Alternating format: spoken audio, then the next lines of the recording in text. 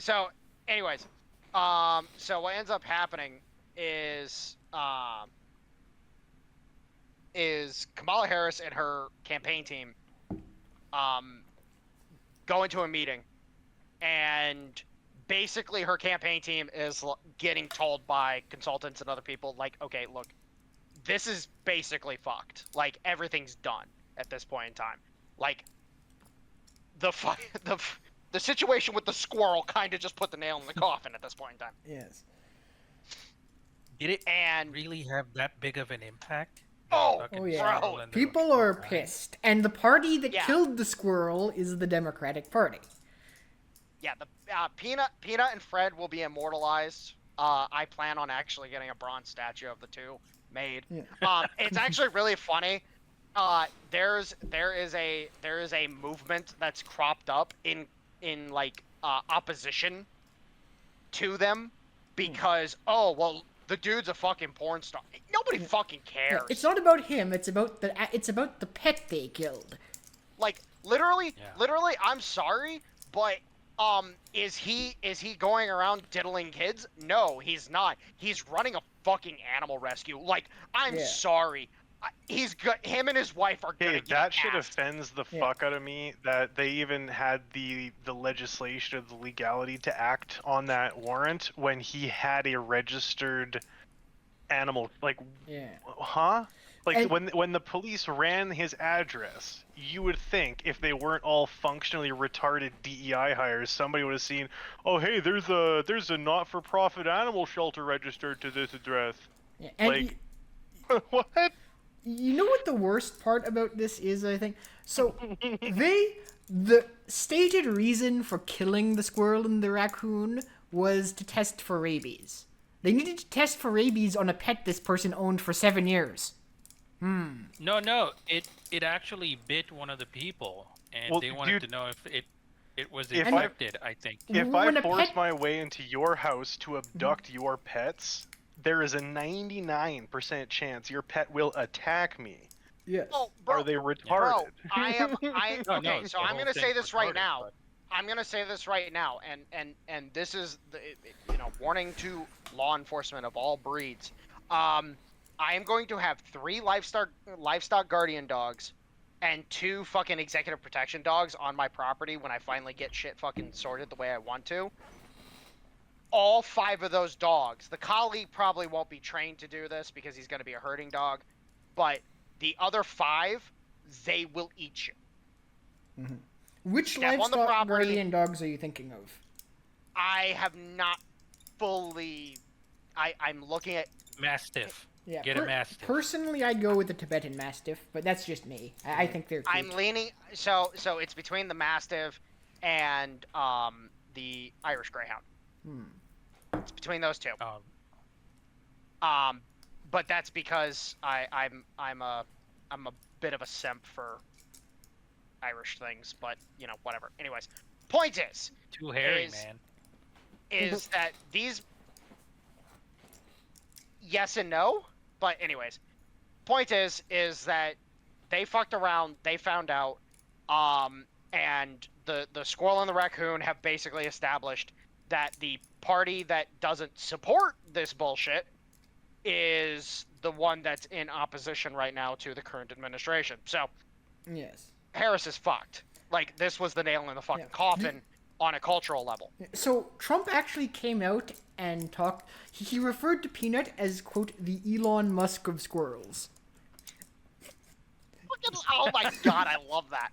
Yes. Oh my god, I love that. But anyways, so the point is that they went into this meeting, and basically across the fucking board, they are battening down the hatches as hard as they fucking can for tomorrow. Like, have you guys seen the pictures coming out of DC and Yeah, how shit? everything's just boarded up. Oh, dude, it's fucking great. Yeah. Because it's like, and it's funny because they know damn well it's not gonna be fucking it's not gonna be the fucking Republican Yeah. voters going out and fucking burning shit Yeah, down. They MAGA, know that. MAGA country isn't going to be rioting. If anything, MAGA country is going to be seceding, but Yeah. I digress. So, anyways, so the fact that the one party that made it out of this without any scratches is the lady that reported the squirrel and the raccoon. No, no, No. dude. There's hits out on her, Really? Good. What? bro.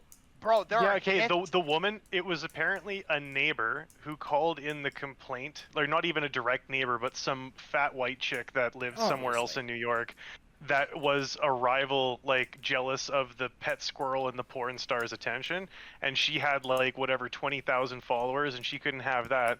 Since she made the report, gone completely dark, no sock med, nothing, deleted all their accounts or whatever, and I'm pretty sure she changed her phone number. And Oh, shit. per my Yeah. understanding, there is a potential that she has fled her home. Yeah, like left due to Oh. threats of violence. One thing the Like, internet does dude. does not put up with is Animal abuse in any regard. hurting pets. Yeah. Like people are not happy with this shit, and it's fucking showing. Now here's the hilarious part about it. Okay, that's cool as fuck. I got a cool video for you guys. That looks like it's a fucking that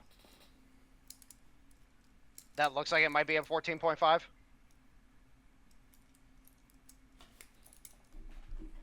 That's fucking that's awesome. Bring out the Ehrlichens. Anyways, so yeah, they've battened down the fucking hatches at this point in time because they're like, okay, yeah, no, we're fucking done. We're fucking done. And it's absolutely fucking hilarious because there's this whole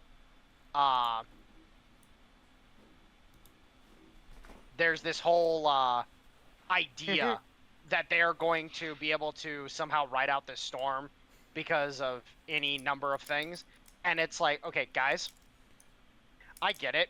You're hoping that you're gonna be able to do some tricky ass shit to be able to convince people that you fucking won, but at this point in time, you got beat by a squirrel and a raccoon. Yes. And mind you, the pummeling was already happening before the squirrel and the raccoon were murdered. You were already taking it up the ass. Can I share with you guys, like, just, I don't know why, but this really weird thought has came back to me a few times in the last couple of days. Go ahead. I have a feeling that the deep state or whatever, like, honestly, it's whoever is really supporting Kamala. Like, I don't know, I'm 50-50. Part of me thinks that it doesn't matter if it's red or blue, like the uniparty system's the uniparty system. But at the same time, I just get this weird inkling that somebody in Kamala's handlers board or whatever was like, okay, how can we start a civil riot?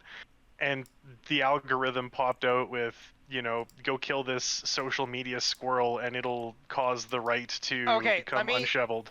Like, I think it was something to do to create civil unrest and or like a civil war of some kind, and it kind of backfired. Like, the memes are great, but so I'm just gonna say this right now. You can take the schizo Canadian shit and shove it up your ass. I love you. But the fact of the matter is that what has gone on is the uniparty, as you describe it, and it does exist. The uniparty, the marriage of neocons and neoliberals, tried to kill Trump twice. Now, the first guy we know for a fact was a Nikki Haley supporter, which just adds credence to the concept that, yeah, if you look at how the RNC was set up, it was meant to be a more somber. It looked like it was supposed to be set up as a memorial. It looked like it was set up for a woman of her stature, so on and so forth. Like, the angle of the lights were off. Like if you notice during the first day of the RNC, they're adjusting a lot of the lights and shit because clearly somebody as tall as Trump wasn't supposed to be up there. So, just saying. Anyways, point is, you have a whole shit show that begins because of that. And then the second shooter, or would-be shooter, I should say, I believe personally that he's neocon, neoliberal affiliated, but he's more affiliated to the State Department. I truly Yeah. believe that the guy literally just had State Department association, and he got kind of tapped to be like, "Hey, bud, we'll get you and your family out of the country. Just set up over here, and we'll try to influence things to get Trump there." And I believe that while it might have been a quote unquote random visit, I suspect that somebody knew that Trump was interested in going to that golf course. What do you make What of the wasn't, theory that there is a mole of some sort in the Secret Service detail? Not necessarily of who the mole, like who the mole I reports so to, but that there is someone in the Secret Service who wants Trump dead.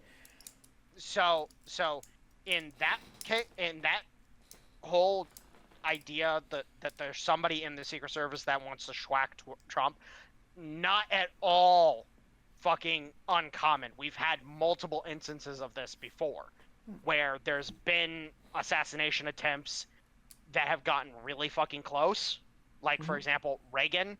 There's a lot that can be said that the potential that there was Secret Service involvement with it. The same thing with with Robert F. Kennedy Sr. And JFK was kind of, I don't believe for a second the Secret Service was involved with JFK. No, But look more CIA. There's been a lot of like really weird things that have been going on with presidents and assassination attempts. People getting a lot closer than they really should for years now. Like, it's just been a thing. So frankly speaking, let's face it, we've seen what happened with the Praetorian Guard during the Roman Empire. We've seen what happened with the Varangian Guard during the Byzantine Empire. We saw what, the Varangians are actually kind of a weird situation, because I think actually the Varangians are actually the best example of what's going on with this with the Secret Service. So do you guys know the whole Varangian Guard faction thing that Yes. happened in the late Empire? Yeah. The Varangian, they were the Nordic Yes. mercenary, or not mercenaries, but they were they were like They were the Nordic. they were the Nordic. They were the Royal Guard of Nordic origin. Right. And they and more it was Nordic and Slavic origin, because there were a lot of Slavs in it as well. Oh, that part but I the did not point- know. Yeah, because let's face it, Novgorod, it's Slavic territory. Fair enough. But and that's where a lot of these guys would come from, is that they would travel to Novgorod, and then they would eventually make their way down the Vistula and the Volga to Constantinople. Well, what ends up happening is that you have this factionism where there's a faction that might not necessarily support the emperor, but then you have the rest of the Varangian Guard that's like, no, we swore an oath, and we fight and die for the emperor. And so there will be like this small faction within the Varangians that are like, we don't like this guy, we need to get rid of him. And so they try to kind of cause problems, but then like eventually the other Varangians will handle them, because they'll realize like, oh, you just tried to get the emperor killed, now you get to die. And so then there's like 30 Varangians that get murdered and hung on the walls because they decided to fuck around and find out. I think that's what's going on with the Secret Service, is that there's a faction within the Secret Service that wants to get rid of Trump, but then the rest of the Secret Service is like, no, we have a duty, and if you want to fuck around, we'll make sure you find out. Because, let me put it this way. Do you think it would be really hard at all for Secret Service that in the event that they caught the situation just right, and they realized that a couple guys on the detail openly allowed the shooter to take a shot before reacting, that they wouldn't catch bullets from the other Secret Service agents? Do you really think they wouldn't?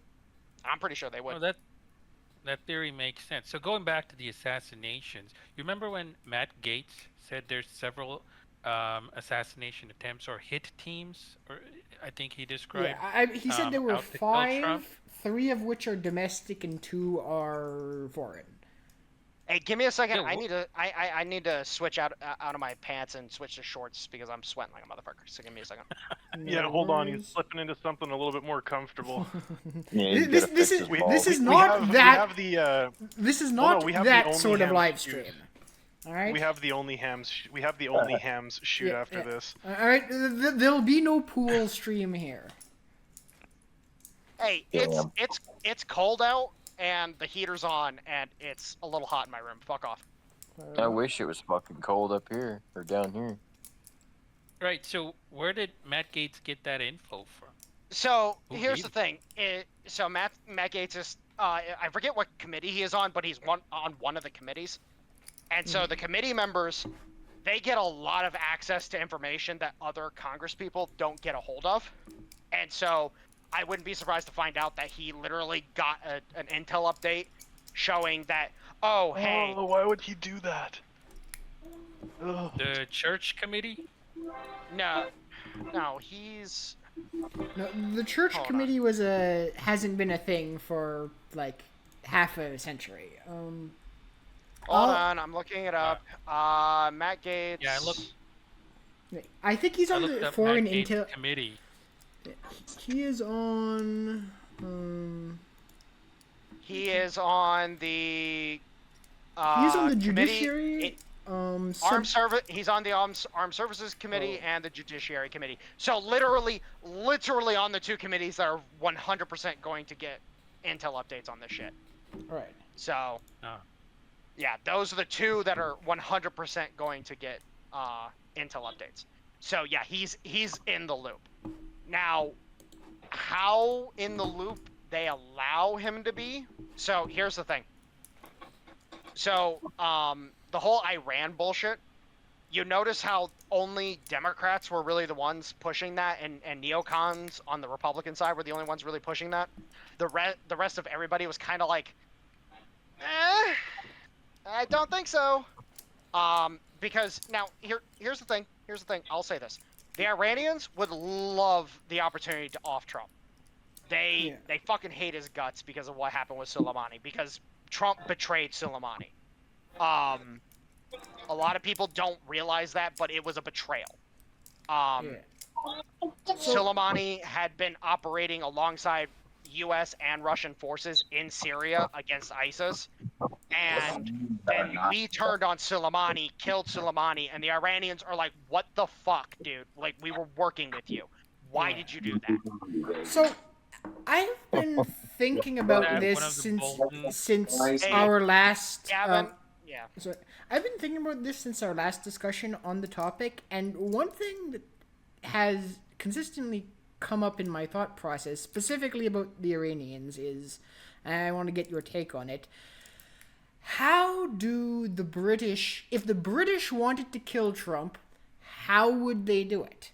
Right, based on how they operate, wouldn't Take a they? look at Kingsman and the Secret Service. no, There would have been a wouldn't they jet get- doing a training exercise overhead, and it would have dropped a bomb on No, him, and they would have would- just written it off as some sort of training accident. No, wouldn't they get another group to do? Wouldn't they get another group that would already have some grievances with Oh, Trump? like the Americans would hire Chinese, who would hire No, no, no, Russians, who would hire they Iranians, who would wouldn't hire other hire, Russians. Yeah. But they would. Let me. Yeah. Okay, I understand, Dale, what you're trying to ask, and I'll Yes. explain it like this. Okay, the one group that if they were, and mind you, MI6 is known to be very, very capable of doing this. It's one of their like really big MOs. One of their big things is using other groups of people in order to affect certain things. So, for example, the situation in Ukraine, the situation that cropped up in Iran, the situation that cropped up in Turkey, et cetera, et cetera. There's MI6 has their hands all over this shit. In the case of MI6, if I was in MI6's shoes, the two groups that I would use would be Kurds and then Indians. Because The fuck? yeah, now it might sound weird, but I'll explain. The Kurds have a pre-existing opposition to Trump because Trump dropped them. Because the Kurds were part of the forces resisting ISIS, and then Trump Trump's administration ended up backing out of supporting the Kurds anymore because the U.S. was trying to get in bed with Azerbaijan, because Azerbaijan is the linchpin of the whole situation with the trade link between Moscow and Bandar Abbas. So Azerbaijan hates the Kurds just as much as the Iranians and the Turks, and so there's this whole thing that's going on there. Now, luckily for the Azerbaijanis, they didn't take the bait. Because had they taken the bait, they would be in the same situation the Georgians and the Ukrainians are in right now. Now, the second group, the Indians, the reason being is because there's one group of Indians that no matter what, for a price, you can get them to do things. Which group is this? Goose and Dale happen to know what group this is very well. I put my the pants on Sikhs. today. We don't like them. We don't like them here either, dude. They're weird. The Okay, Sikhs are a very malleable group of people, and mind you, there's a reason why the Indian government, and I do believe full-heartedly that the Indian government assassinated that one guy. That whole Because- thing, okay, so get this, CSIS, like the Canadian Government Security Service, right? Yeah. They actually helped inform the Indian government of where the Khalistani guy was. Like, that's how fucked up our country is you have, like, the blacks and the browns infighting, and then you got the white people who take money from whoever to, you know, toss a little info here or there. Like, that whole thing is unbelievably fucked up. So when that guy was assassinated, there was no Canadian in danger. Those East Indians, the Khalistanis, the Middle Eastern people, and the Africans, they're not Canadians. They don't want to assimilate. They don't hold first world trust-based society values. They rape and murder first and ask questions later if they can even be bothered. So, like, I hate how the media, like, does this whole, like, oh, Canadians are under attack on our soil. No. That's East Indians killing other East Indians in Canada through the government's permission. Like, that's how Yeah. fucked up our country is. Like, what? Now, Wait a minute. When you say East Indians, do you actually mean East Indians? Because then those are Wait, not. sorry, because I'm Canadian, I can't say Indian because we have indigenous people, and so in order to accommodate the East Indian I got people that. coming over, so I No, kind no, of had to no. make that. You're thinking. it's not You're thinking of East Indians. Indians. You're thinking okay, of okay. Indians. Stop. Dracula, Hey, you're here in gonna get Canada, there's okay. two types of Goose, dogs. Shush. No, Shush. no. The Sikhs Dracula, are not shush. East Indians. Shush.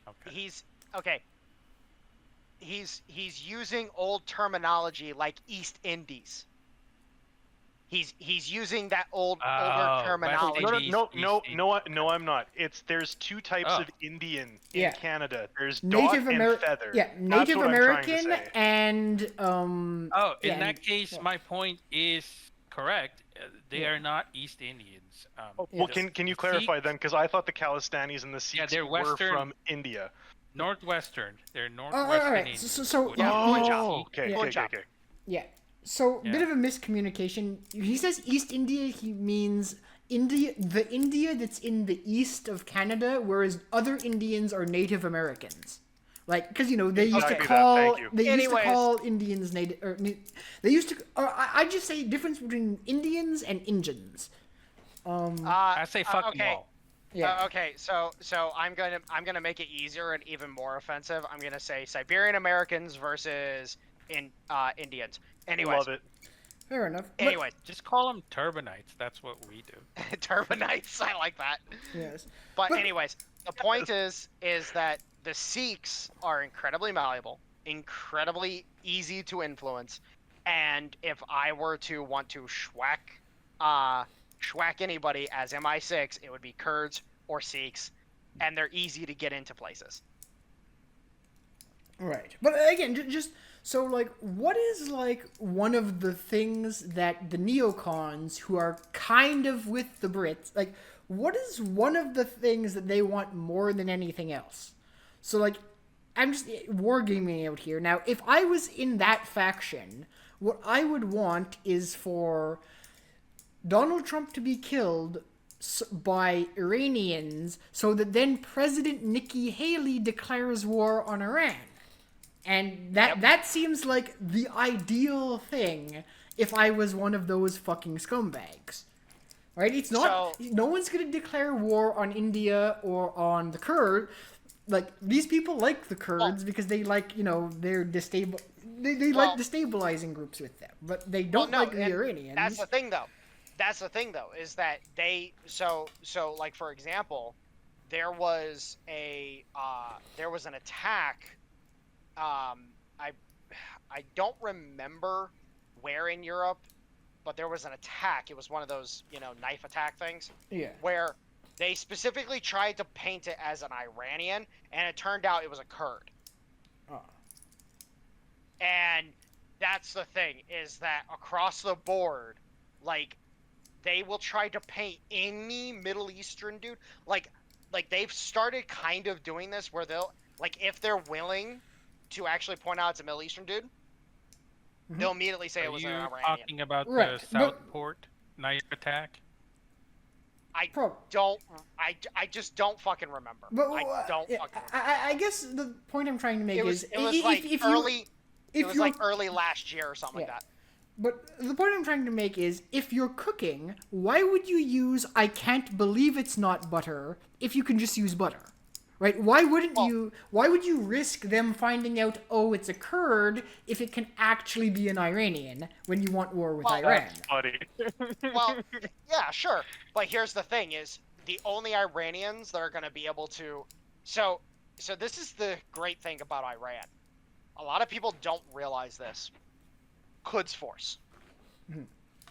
So Quds Force is, on an intelligence level, is as good as the CIA, MI6, fucking hell. I would almost be tempted as to put them on the same level as the Japanese public service. Now, if you guys don't know what the public service is, it's got a very innocuous name, but it's the intelligence arm of the Department of Homeland Security for Japan, and those guys are fucking nuts. Like, they're fucking crazy. So Quds Force is fucking gnarly. Like, they are a very well put together, well trained, well fucking funded intelligence force. And you have to understand that Quds is not going to allow MI6 into their country without intent of allowing MI6 in there so they can fucking siphon intel off MI6. So when the shit went down with ISIS and you had operations in Syria and northern Iraq and whatnot, Quds Force had guys that managed to infiltrate both the Iraqi military and the Syrian military, were feeding intel to the Americans, to the Russians, to this, that, or the other. And so there were several instances where, like, the Americans would attack what would turn out to be Iraqi forces, and then the Russians would attack what would turn out to be Kurds, and so on and so forth, back and forth. Just all this fucking chaotic bullshit, all in the attempt to give the best possible position for Iran to influence the region, and also to get rid of the Kurds. Like, their main goal, like, their goals align with Turkey. Can I quickly throw something out? Did you guys ever hear about that massive phone hack that Lebanon got caught doing about 4 years ago? I think I know what you're talking about. The Lebanese intelligence circuit compromised, it was like 120 million phones. And I mean, like, full root access, the whole 9 yards. And they only got found out because, if I remember correctly, it was a team of Canadian, British, and American IT, cybersecurity, government folk found this fucking bot and a bunch of infected devices, and they isolated it, tracked it back to Lebanese or whatever Iranian security through a Lebanese contractor. I thought that was kind of fucking wild because I thought there was like international laws against that. That's just fucking nuts. No, yeah, that was Cuds. That was Cuds. So I do have to ask. So because you say, assuming that the Quds Force Intelligence Service is that good, how does that explain the what seemed like obvious intelligence failures that allowed Israel to just assassinate a whole bunch of people in their country, and then take out all the shit that Mossad What has if been they doing? wanted those people dead? So You ever think about that? I will talk about that here in a second. Stoner, what's up, man? You ever seen that movie Delta Farce with Larry the Cable Guy? Yes. Yes. Do you remember that little skinny guy? Are you a turd or a shitite? Jesus Christ. Nice. Ban him. Ban Stone. Okay, so here's the fun fact. So, Quds is really good at framing Israel for shit. There's been a lot of assassinations in Iran, and for example, you know the Hamas guy that got doinked by an explosive package in his bedroom. Yeah. So there's a lot of information because Hamas and Iran don't get along as as organizational forces. The Iranian government does not like Hamas whatsoever. Is that just because they're stupid would you savages? like the CIA's? Or would you like the CIA's fucking group coming in and fucking with your politics? I wouldn't. Do they dislike them just because they're retarded? No, because Hamas is Sunni. Oh. No, I didn't So- know that was Imagine if the CIA came and made a little ISIS terrorist group here in Canada. And then the Canadian government was like, yeah, we don't like these people. How else would you interpret that, right? So They're not your people. They're not loyal to you. So here's the thing: is Hamas is not CIA related whatsoever. It's MI6. It's Mossad. It was. Sorry, to me, it's the hierarchy, right? Mossad and MI6 told the CIA to train them, right? No. The CIA did not have anything to do with Hamas. It was literally Mossad and MI6. All right. So They formed Hamas back in the day. So you guys remember Al Qaeda?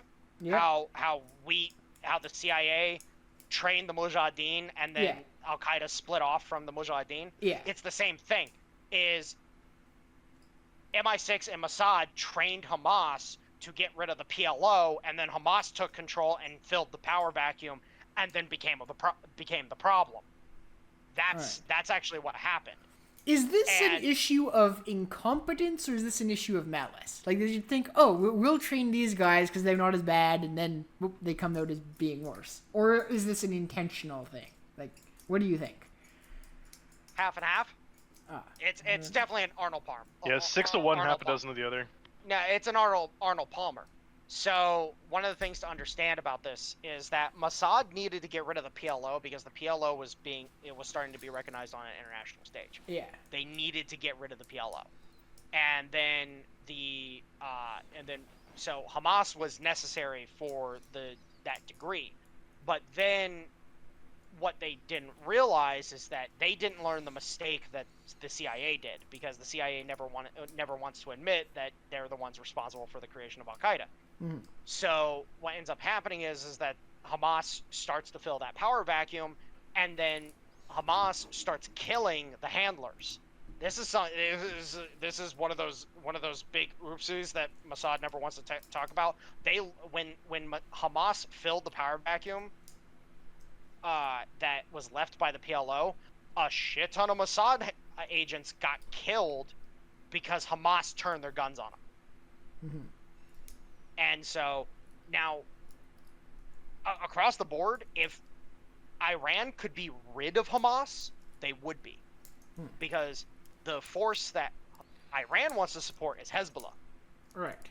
Now, mind you, the situation with Hezbollah is a lot different than the situation with Hamas. Did Hamas fuck around? Yes. Israel also fucked around. There's a back and forth. There's it's not black and white. It's 50 Shades of Grey, and trust Yeah. me, the sex dungeon was definitely the worst of it. Yeah, but So- mentioning You mean the MK? You mean the MK Ultra Palace? No, dude, no, it gets dark. Yeah, It gets but really dark. you mentioned, and it is true that Iran, their group in that whole conflict is Hezbollah, but they also failed massively when it comes to like that whole beepers thing was like the biggest intelligence Okay, failure of okay. like the past So- half century. So I'm gonna say this right now. Yeah. No, it wasn't. No. So here's the thing: is a lot of people don't realize this about the whole radio and pager, bomb thing. A lot of people don't realize how easy it is to pay somebody. Like, seriously, who manufactured them? Because I'm telling you right now, those pagers and those walkie-talkies, they didn't leave the factory without those explosives in them. Mm-hmm. So Wasn't who it made- the German chick, the German Jewish chick? I don't know who manufactured them. That's the point. But the point is, those radios and those pagers did not leave the factory without the bombs already in Fun them. fact too. My understanding you can use a device to send a signal out that'll cause batteries to short circuit. yes. But my You can understanding. cause any device with a battery to explode. No, my, there- my understanding an it was article it was an crediting this Israeli. lady. Yeah. Go, Oh, sorry. okay, Dale, go ahead. Yeah, my understanding was it was Israeli companies who made this shit and then sold it, and then under the guise of like being parts of Hezbollah, sold it Yeah. to the. So I mean, kind of a big intelligence failure if you get Okay. sold a bunch of Israeli pagers with bombs in them. If that's true, well, if that's true, then fine. But I doubt it, because that's the thing, is that even though Quds isn't operating directly with Hezbollah, they've definitely got ears on the Yeah. ground, and they got eyes on shit. There's some So- really good audiobooks too about like the Syrian-Afghan war. Like we're talking like the late 80s to early 2000s, where spies and counter spies and defectors from those mujahideen kind of movements, there's audiobooks and like they've written books and stuff. So it's like they're not like I see what he's saying about the counterintelligence, but certain of those groups have training in how to suss out like moles and rats and stuff, and especially because of all of the failures and setbacks they've had over the last 20 years with their terror attacks, that you could imagine that they would tighten those reins a bit. No, or am I out to lunch on that? Oh, okay, there you go. AP News. Hungarian company is linked to the pagers that exploded in Lebanon. So right there, boom. It's a European company. Yeah, no, those pagers did not leave the factory without those bombs in them. Correct. Period in the story. Guaranteed. And the fact that it says it's a Hungarian company, what I would love to, hold on. Yeah, the CEO is on LinkedIn. Her name is Christiana Barsoni. True. Yeah. Hold on. Yeah, yeah, true. But I mean, isn't that still like the most basic of like OPSEC failures to not first inspect the things you get before you distribute them to everyone? Like, Hold on. yeah. I like a simple And I'm like gonna say, well, no, and I'm gonna say this right now, unless that is a concern, because, okay, let me ask you this question: when's the last time that this kind of shit was tried? Does anybody Never. I'm not sure if it was ever tried. know? Wrong. The United States and Vietnam. Oh.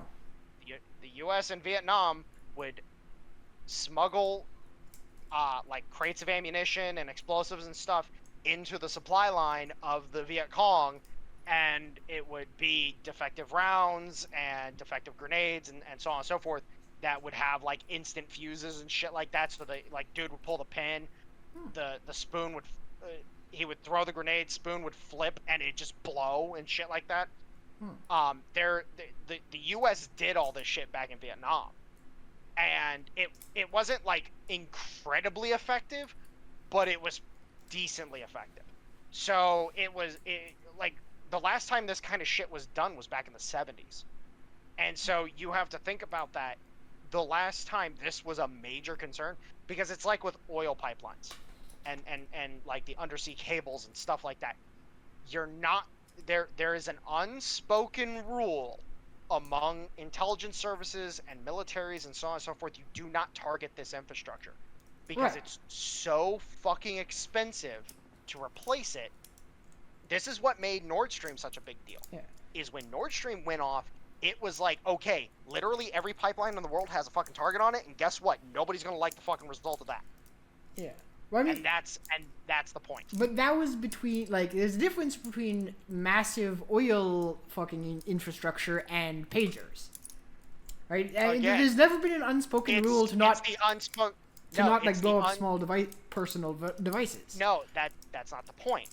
The point is that this kind of this mindset of like hardcore sabotage like that has kind of gone by the wayside, because it's like, okay, if we can't beat you on an intel level and things go kinetic like that, we don't want it done to ourselves.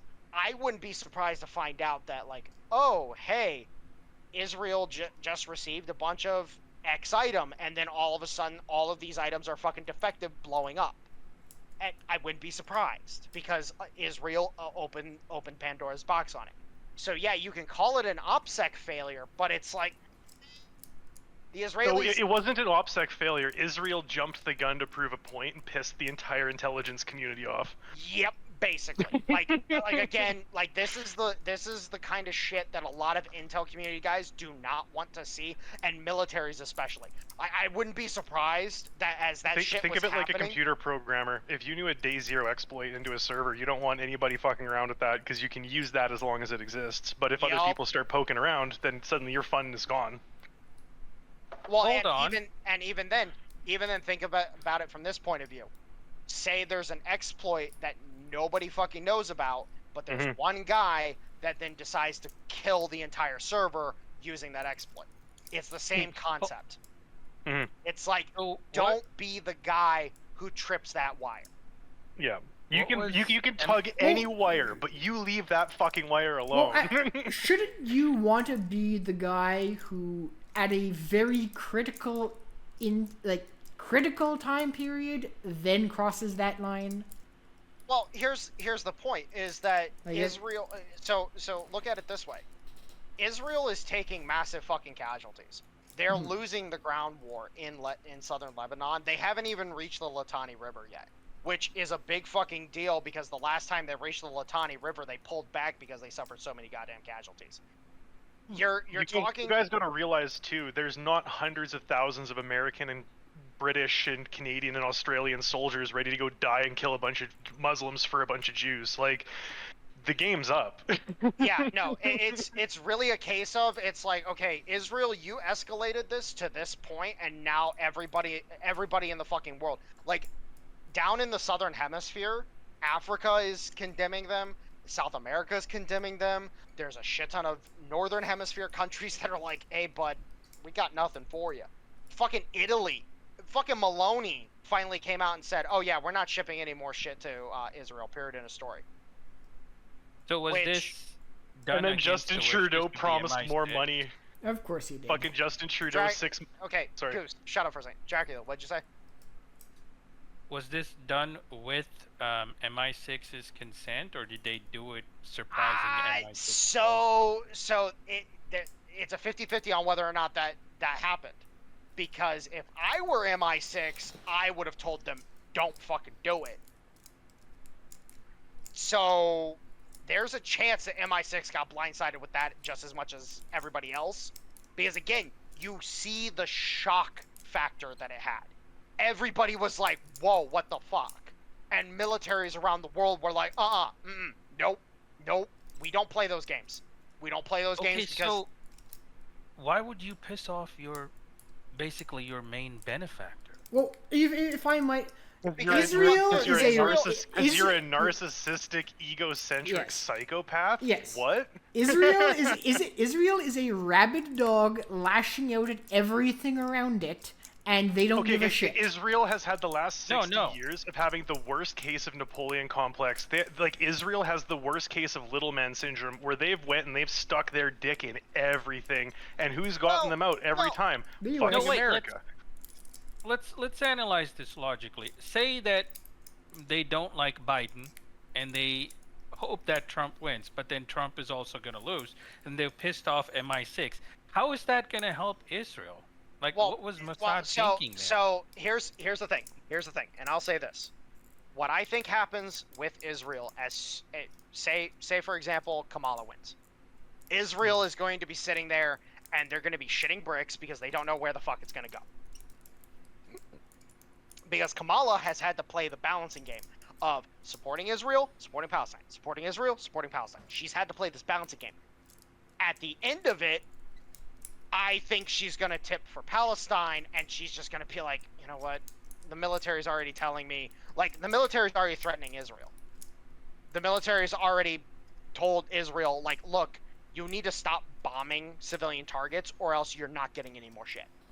Like there's an appropriations that was made like 6 or 8 months ago that still hasn't been fulfilled because the military is specifically blue balling the Israelis because of all the strikes on fucking Gaza and shit that have killed so many fucking civilians. Over 100,000 civilians are dead. Over 100,000. Just from direct action. Not even. Which brings not me even, to my point. Why did they do this? This is like because self-immolation. They are rabid dogs. And Well, no. they're Let me explain. Let me explain. So, you have 3 camps within Israel. You have the liberals, you have the moderates, and you have the Zionists. Yes. The Zionists are currently in control of the government. Netanyahu is a Zionist. The Zionists are attempting to maintain control because Netanyahu, prior to this, was supposed to be going to jail. Mhm. Before this war started, like, I love. Yeah, Netanyahu's on his way out. Yeah, Netanyahu was supposed to be arrested shortly before shortly after the shit started on October 7th. He was being indicted by the Israeli courts, which, by the way, the Israeli courts, they are controlled by the liberals. Yeah. The liberals do not like the Zionists because the Zionists have created so many fucking problems that the liberal faction has gained a lot of support over the years. Now the moderates are sitting there like, okay, we don't really like the liberals, but the Zionists keep causing so many problems that we're finally to the tipping point where literally everybody wants to kill us. Like, and they're starting to realize, what's up, Mitch? They're realizing very quickly that they're like, shit, like, this is a big fucking problem. Only the Zionists are cool with just doing whatever the fuck. They're the rabid dogs. The Yes. liberals and the moderates are sitting there like, yo, bro, you're done. Like, as soon as we can fucking get you out of office, you're gone. Yeah. And it's only because of the emergency order that so Israel has this like standing thing. Anytime a conflict goes into effect, it basically cancels elections, it cancels the reforming of government, and so on and so forth. It just completely cancels it out. It's over. But as soon as this conflict is resolved, which I think Trump is going to resolve it, because I think Trump might have gotten the talking to about Netanyahu, and now he's like, well, shit. Like, I'm going to support Israel, but Netanyahu can get fucked. Yeah. So Netanyahu's gonna find himself in an accident if Trump. Oh wins. yeah, No. Netanyahu's I gonna think catch a bullet. I think his limo driver is gonna fall out of the fucking motorcade, and Netanyahu's gonna be, where are we going? Where are we going? And then just like in the movies, the like limo doors are gonna click, and he's gonna be like, what the fuck is this? And he'll look up, and his limo driver will have a silenced 45 over his shoulder, double tap to the head, and they'll leave him for dead in the desert somewhere. Yeah. Though it also should be worth saying that there is kind of a fourth faction in Israeli politics as well, right? Because within the Zionists, you have two, like, and I use the term loosely. So when I say there is the quote moderate Zionists, because then there is also the I don't know, and again, I use the term loosely only so that I can describe. Then there's this other group with people like Ben Gvir and Smotrich. These are like the genocide Zionists, right? These are the guys who are just like kill everything. Can I just get a No. They will can I all get a fall in line. clarification? They on will, Zionist and I parties? sorry, if I can finish my point first. Dale, go. Yeah, the reason why Netanyahu will fall in line behind the extremist Zionists is because he needs them in order to maintain political power. Right? He's gonna cave to everything Ben Gvir and Smotrich do because they keep threatening to dissolve the government if he moderates in any fashion whatsoever. So of course he's going to fall in line. There are those people, but at the same time, Netanyahu is perfectly fine with falling in line. Yeah, no, he is doesn't perfectly have any fine. qualms Yeah. because No, he I knows he's going to jail. Yes, now, his survival Stoner, depends to on. answer your question, the Zionists have been trying to purge the non-believers from Israel for fucking years at this point in time. It's been atrocious. If you are a Muslim or a Christian in Israel, you are there's a list with your name on it, and you are destined to die if the Zionists. Death squads have are their way coming for you.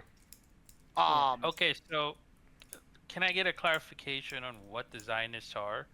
So I'm Jewish just wondering, supremacists. You said no. Hold on. Let me finish my question. You said liberals, moderates, and Zionists. Does that mean you're implying the Zionists are the conservative faction within Israel? No, Or- they're not. No, they're not. So Do they even there have a isn't. conservative faction?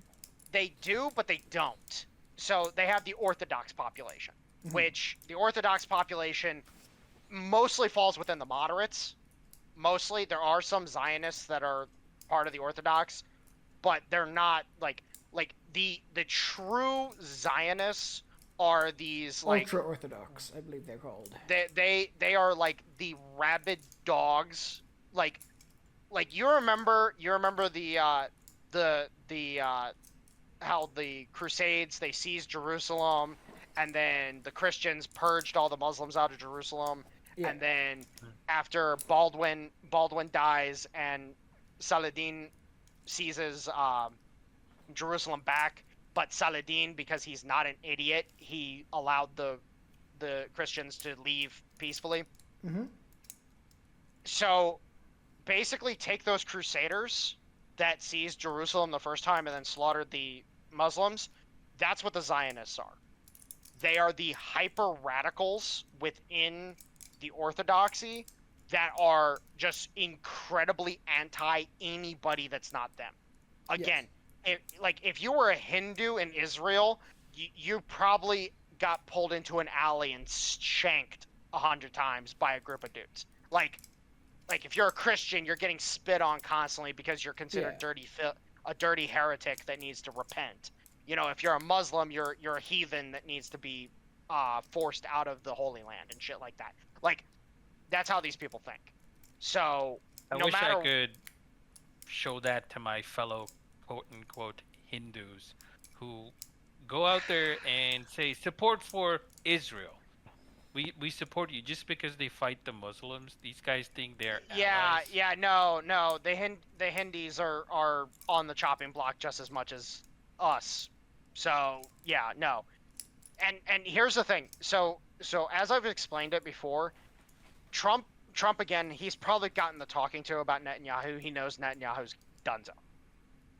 Yeah. And he's going to support Israel because he wants to see Israel be the nation it's supposed to be, not the nation that the Zionists want.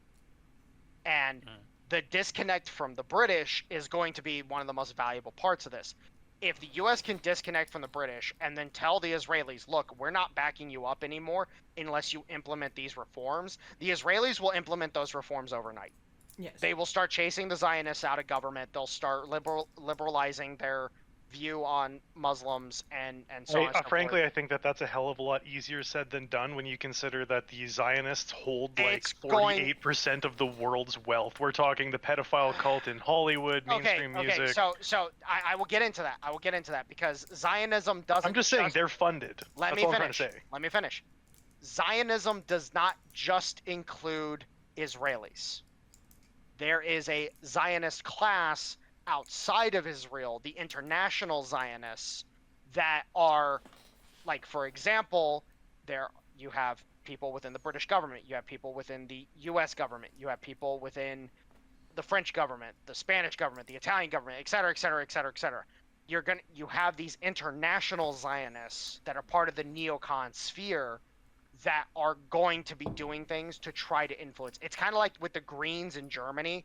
There are very few of them, but they're highly outspoken and they have very, very prominent benefactors within their nations because they've roped people in over time. So, like, for example, Hollywood is filled with people that are going to post messages of support for Israel. And then you're going to have the few celebrities that are like, no, fuck the Israelis. And then all of a sudden, you're going to have these celebrities that are blackballed completely. They're just not going to be able to fucking get jobs. They're not going to be able to do anything, and so on and so forth. Like, there's this one singer, I don't remember her name off the top of my head, but literally she didn't even come out in support of Palestine. She just said, okay, the killing of civilians in Israel needs to fucking stop. That's all she said, and I think it's been almost a year since she last worked. Damn. She can't get any recording deals. She can't get any fucking content done, so on and so forth. Like, she just can't fucking do anything because she's been blacklisted by fucking everybody. Okay, so another question for you is, how much of Mossad is full of Zionists? Okay, so this is the real fun part about Mossad. So Mossad Mossad is an extension of MI6. Mossad is literally just a branch of MI6, much like how India's intelligence agencies are a branch of MI6 and so on. Are you talking about the whole 5 eyes, 7 eyes, 10 eyes thing? No. This is literally, those intelligence agencies exist only because MI6 basically allows them to exist. This is literally, they were trained by MI6 and they do the bidding of MI6. This isn't intelligence sharing. This is literally, you exist because we allow it. In the case of Mossad and MI6, there's Zionists within the ranks. Period in a story. There's a lot of them. It's probably honestly, it's probably a majority. But then there's also the moderates that exist. So there's been this civil war within the intelligence community that's kind of gone on the down low for a long time, where you have people who are unwilling to run intelligence in certain areas. This is why, like, Russia going into Ukraine, nobody saw it coming. Nobody. A lot of people will try to be like, oh, but everybody was watching Zapad 2022 or 2021, and everybody was like, oh, they're gonna attack Ukraine. They're gonna attack Ukraine, and it's like, nobody actually took that seriously. Like, nobody. The intelligence agencies, the militaries, all of them. They were like, yeah, no, that's not gonna fucking happen. What do you mean? And then all of a sudden, bombs started dropping on the border stations in Ukraine, and on what was it, February 23rd, if I remember correctly? Yeah, February 23rd. And everybody in the military and the intelligence agencies were like, wait, what? They actually fucking attacked? What? Like, the governments across the board were like, no, it's not going to happen, and then it happened. And the reason why is because Russia needed to preempt Ukraine, because Ukraine was getting set up to attack Donbass. That's why all of the social media stuff and all the media and whatnot were pushing the idea of Russia attacking, was because they were projecting onto, oh, we're going to attack the Russians.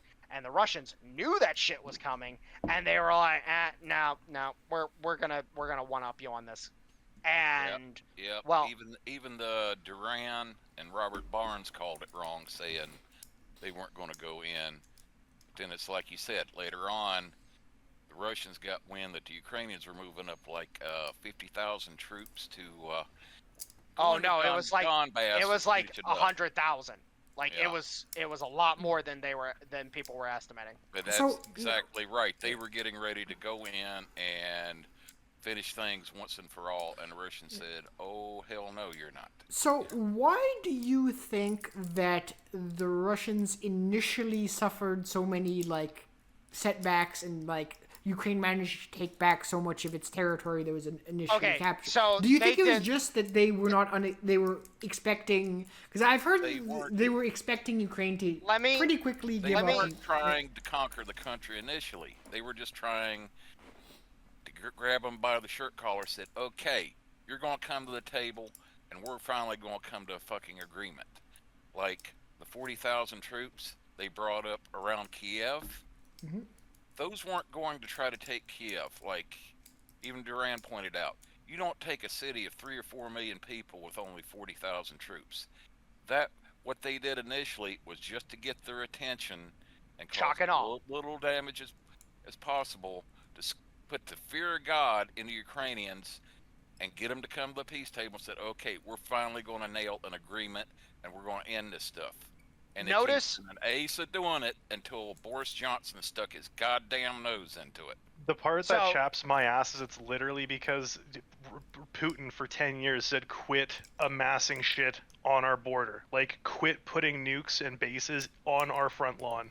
And they didn't listen. Like, so man. so here's the thing. Okay, so with the quote unquote setbacks, let me kind of draw it out a little more as well. So what you have is that again, it was a shock and awe campaign. Notice how they didn't immediately attack Mariupol. They didn't immediately attack Sumy. They didn't immediately attack this. They didn't immediately attack that. They literally were staging.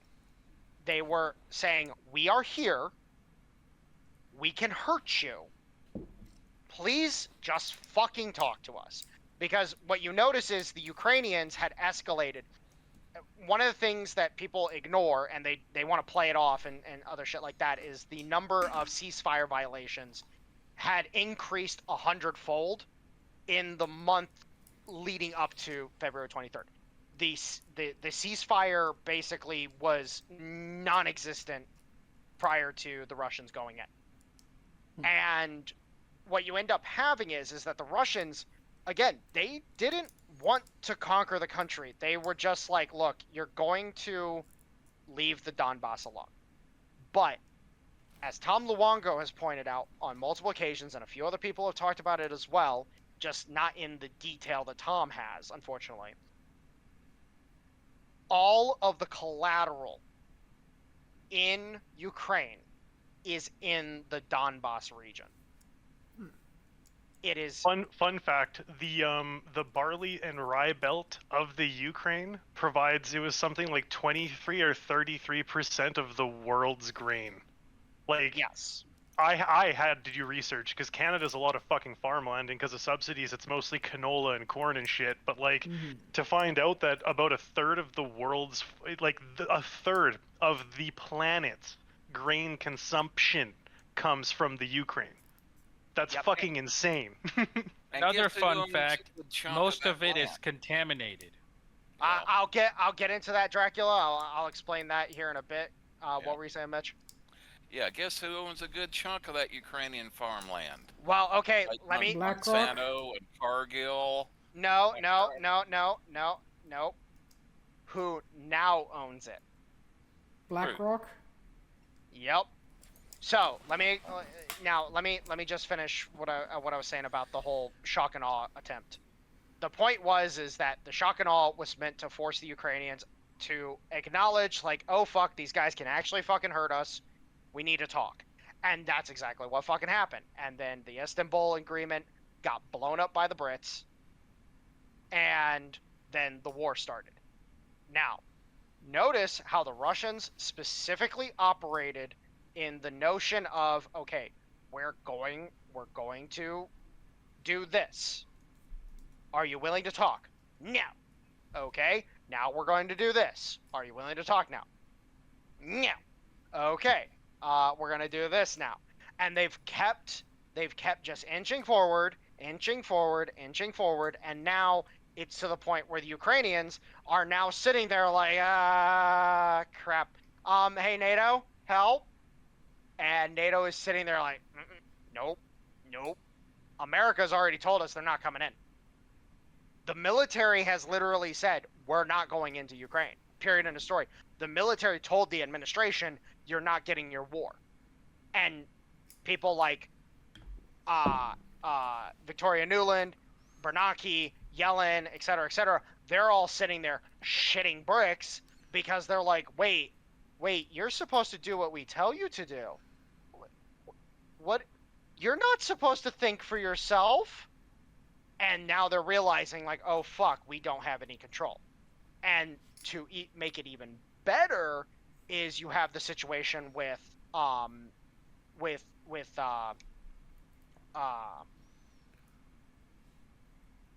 fuck. What's that stupid country? That Lots of churches. Oh. Poland. Oh. Sorry, my brain fucking farted on that one. Holy shit. I was getting Poland. ready to say us. Yeah, no, Poland. Poland has kind of been foisted into this position because it's been told, oh, we're going to build up your military and we're going to do this and we're going to do that, et cetera, et cetera. And then the U.S. pre-positions 200 Abrams into Poland.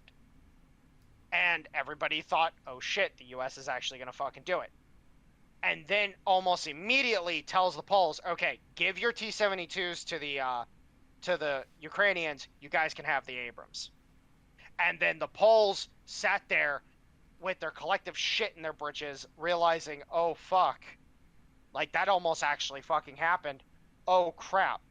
And now you notice how the government of Poland has been shifted up so much that now they're like, hard no, hard stop, we are not fucking doing this. Right. Weren't the Poles kind of like on the Wait, European isn't Donald- front? Weren't the Poles like the most pro-war with Russia?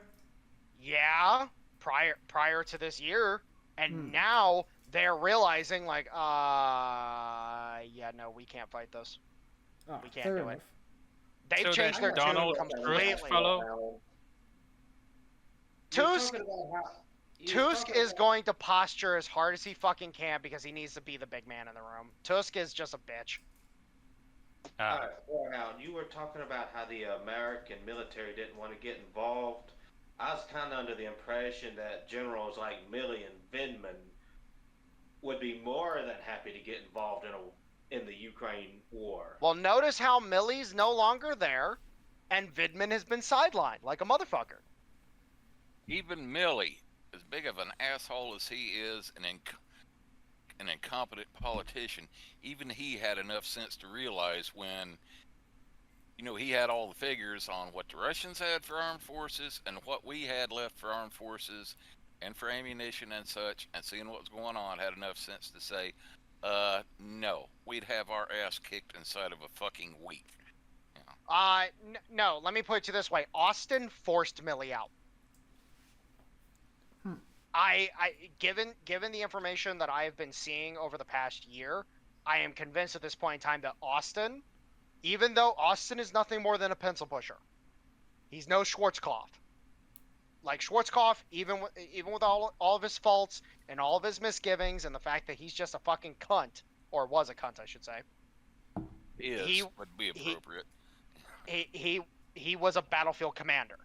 Austin is not a battlefield commander by any metric whatsoever. He's a pencil pusher. Austin is not stupid. He has seen the numbers, he has done the math, and he has realized, oh fuck, if we go in, we're going to lose. Now, the whole grain thing, because the grain thing is actually part of the equation here, because a lot of people don't realize it. The reason why Ukraine is valued as high as it is by NATO and by Europe, I say Europe specifically, Europe does not survive as an economy without Ukraine. Now, the reason being is because the European banks need collateral. Let me put it to you this way. U.S. banks will not take European collateral. They will not take EU bonds. They will not take sovereign bonds. They will not take a lot of different things that the EU has for collateral right now, because what is the number one collateral that a nation can put up to get money? Bonds? Gold. No, Land? not gold, not land. Okay, they're under the land. Oil? Mineral rights. Okay, correct on both, but I'll simplify it with a single word: energy. Energy is the number one collateral in the fucking world. Period. End of story. And a lot of people don't realize that, and it's really sad because people have just not fucking realized that it's just the truth. There's no such thing as a rich country Without that is energy. low energy. Yeah. Not a thing. Jeb Period. End of Bush, fucking story. Jeb Bush hardest hit. Now, a lot of people don't realize that the Europeans don't have fucking collateral right now because the EU has, Christine Lagarde has done such a good job at controlling yield spreads that she has masked the issue that Europe has. Europe is destined to fall apart because they are leveraged to their eyes and they don't have collateral to get any more money, and now the welfare system is falling apart. So basically, reason- what you're saying is that Europe as a whole is going to go the way of Greece in like the 2010s. Well, Yep. tried by 2030. No, Yeah. well, no, he's comparing it to Greece 2010s, where Greece was falling apart. Yeah. But yes, 100%. Like the UK is already there. The only thing that's saving the UK right now is that they have kind of masked it. But as it stands, it's just not going to fucking work out. And this is why the US, the Fed, has realized here's the thing, is the Federal Reserve, back when Bernanke and Yellen and all them were in charge of the Fed, they were doing they were helping Europe mask their problems, and they were just giving free money to the Europeans. Well, now that you have a pure blood fucking Virginian in charge of the Fed, now the Europeans aren't getting free money. They're not getting the infinite loans. They're getting told, put up collateral or else you're not getting shit. Mhm. And now Hey, the Europeans are fucked. So speaking of collateral in Ukraine, was BlackRock advising the U.S. military on that? Because they seem to No, have bought up no. a fuck ton of land. No, BlackRock. So what happened is BlackRock threw a shit ton of money to the Brits, and in return, the BlackRock was given the green light by Ukraine to start buying up huge swaths of land at a fucking nice discount. Well, the problem is a good chunk of that land is currently under the control of the Russians. And oh, by the way, what company is banned in Russia? BlackRock. BlackRock. Yep. Based. So BlackRock is out a fuck ton of money right now. Thank Bank of- fucking God, So actually. is General BlackRock? Milley? Let me finish. BlackRock, Bank of America, JP Morgan to an extent, but not nearly as much as BlackRock and BOA or BOFA. And then I forget the other one, but there's another one that's heavily leveraged. Vanguard? No, No. it's not Vanguard. What's that other one? State Street. State Street. That's the other one. Those three companies are leveraged to the gills on Ukraine, and now the Brits are sitting there like, oh fuck, we gotta pay them back because we guaranteed all of Ukraine's loans. Yeah. Fuck. I love Hey, it when so- the banking cartels fuck each other and there's Russia sitting with a smile. Every so fucking time. I read something about Milley helping BlackRock redevelop Ukraine. What was all that about? So what it was back when Milley was still chief of staff, he was part of this whole economic coordination that was going on. But now he's gotten pushed to the side, and now he's operating in the private sector. And now he's just kind of collecting a paycheck because if Milley is well, okay, let's be honest, Milley's probably just retarded, but if he's not retarded, he sees the writing on the wall and he knows, oh, I'm just going to collect a paycheck until these guys fucking default. Stoner, I'm just going to read it off for everybody so they can laugh. Oh, come on. According to Ryan Macbeth, American tech and Rainbow military can crush the barbaric and backward Russians. Let me just put it to this. The Russians can produce drones for $5,000 a piece, and the U.S. drones of equivalency are produced for, drum roll everybody, nearly $80,000. Mind you, I'm referring to some of the smallest drones that are used by the U.S. military. The Switchblade, which, oh, by the way, the Switchblade is a flop. It sucked, was $20K a pop. And the Russian version of the Switchblade, which is not really the Switchblade, but still it's analogous, is literally like $500, $1,000. Like, it is inexpensive as hell for them to produce it. What have I said before? Our defense industry builds shit to make a profit. The Russians build shit to fight a war with. Yep. So yeah. Think of Milley's fear of getting recalled to active duty and getting court-martialed by her. Oh, please. Oh, Please. dude, that would be I would so break good. out. I would break out the D-pads and get down and suck Trump's dick if he would do that. He should. Oh my he God, shouldn't that'd be even. glorious. He shouldn't even be court-martialed. He should just be subjected to a standard military fitness test. No. Dale, put the part about him sucking Trump's technically- dick on the video. That's going on. Don't worry. But Well, oh yeah, Mitch, technically- you are being recorded, by the way. Just letting you know, it's great. I love it. Keep doing that. Whatever. But I'm anyways, old enough. I don't give a shit anymore. Fair enough. but no. The fact of the matter is that the Brits are shitting bricks. The Europeans are shitting bricks, and the only people that are not shitting bricks are the Fed, who are sitting there like, No.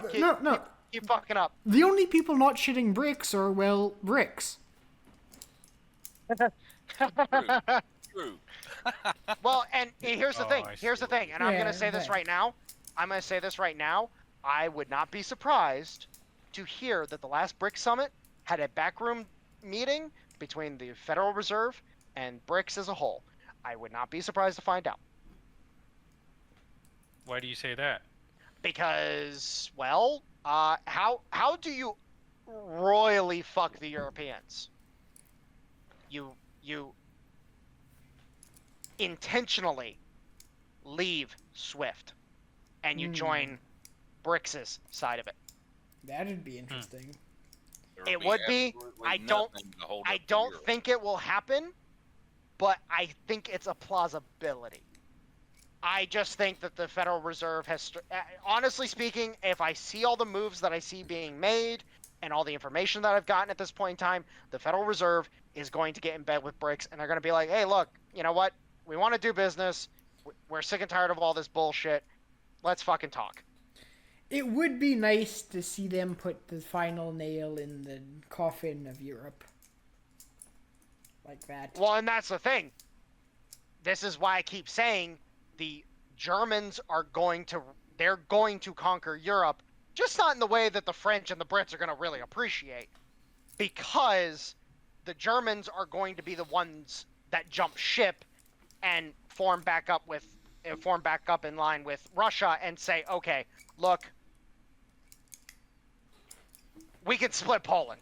We've done it before. We can do it again. Yes. This time, no Operation Barbarossa, none of that bullshit. You know, we can break bread and we can just do business at this point in time. And the Russians are gonna be all about it because they're like, fuck it. If you economically dominate Europe again and then proceed to subjugate the rest of the EU without all the bullshit from Merkel and her fucking kin, like the Christian Democrats, they're fucked. They're done. It's over. Like they're Olaf Scholz has been given permission to start retaking control of German politics, but it's already too late. The AfD is going to roll CDL in the next elections. The writing's already on the wall. Hey, Warhound, forgive me for asking this if it's a stupid question, but who is the Fed accountable to? So the Seems Fed, like it's its own fucking entity with no one holding it accountable. Yeah, it kind of is. Yeah, it's Well, it's a okay, so- private business technically. It's not accountable to anyone but the Fed chairman. So let me explain. The Federal Reserve is accountable to Congress. The FOMC chair is confirmed by Congress. It's not a truly privatized business.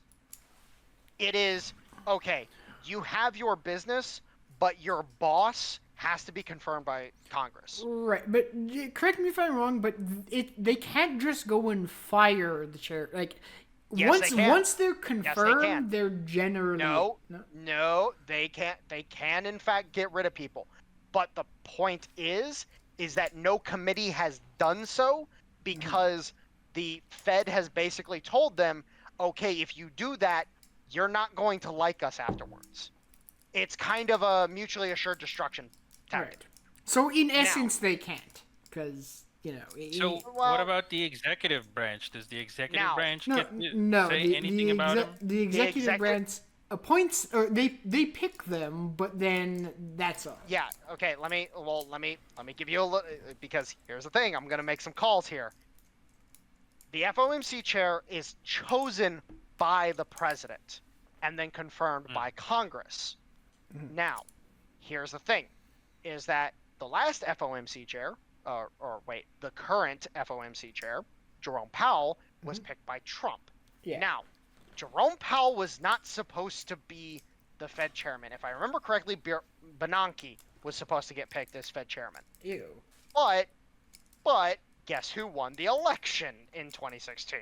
Trump. Not Hillary Clinton. If Hillary Clinton had won, she would have chosen Bernanke, and then it would have been fucking problematic. Now, Jerome Powell gets picked. Jerome Powell basically is powerless for the first 2 years that he's in, and then in 2018, he starts putting SOFR into effect.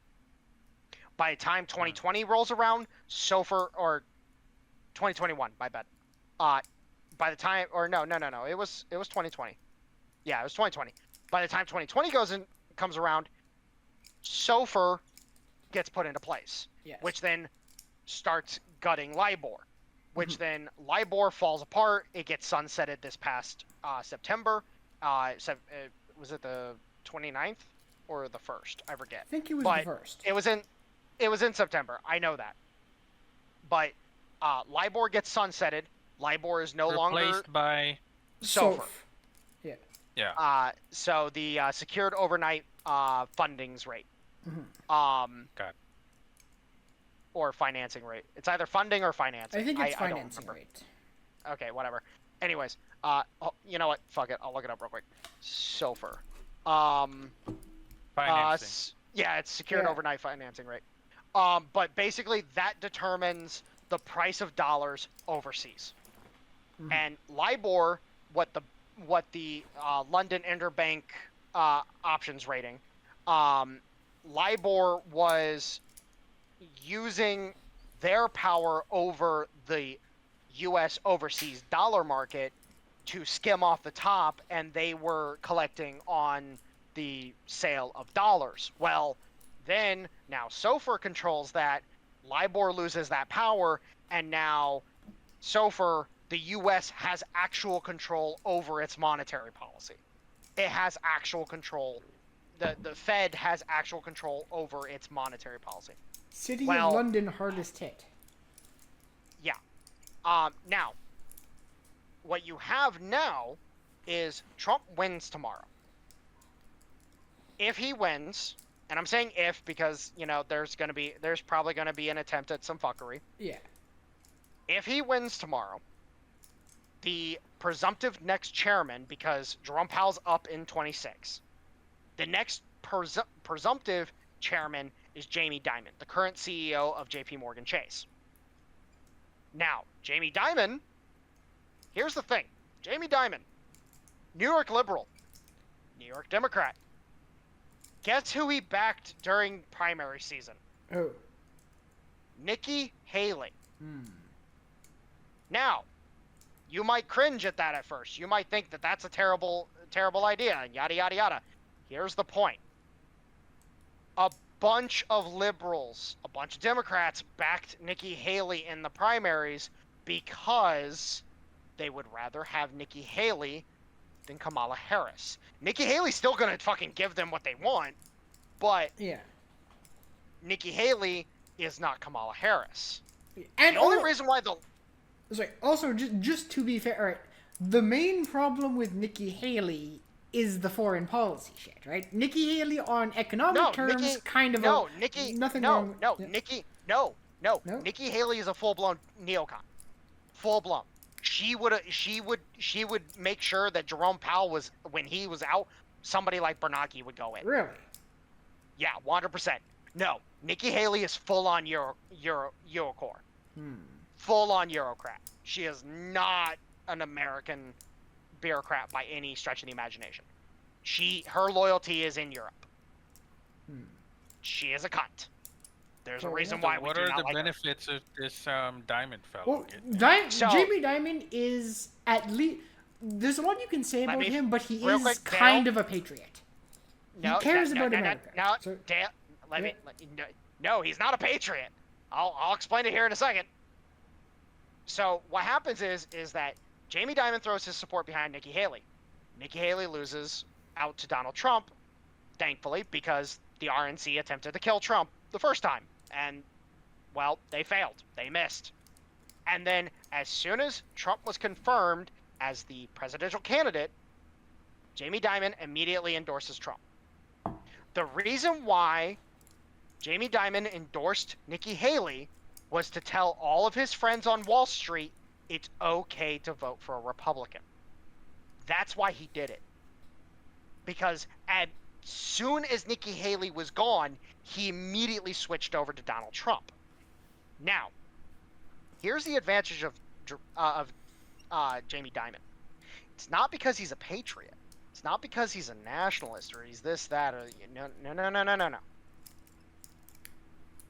The point of Jamie Dimon is that he cares about the commercial financial markets. Right. Commercial banking is what built America.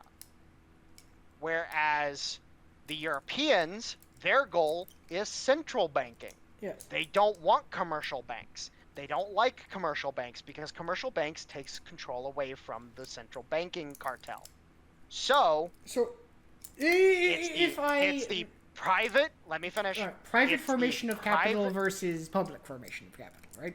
Yes. All right. And thus, you have a situation where Jamie Dimon, he's like, they want to get rid of me. They want to get rid of my business. I make a lot of money. I don't want that. So my self-interest is throwing my lot behind Trump.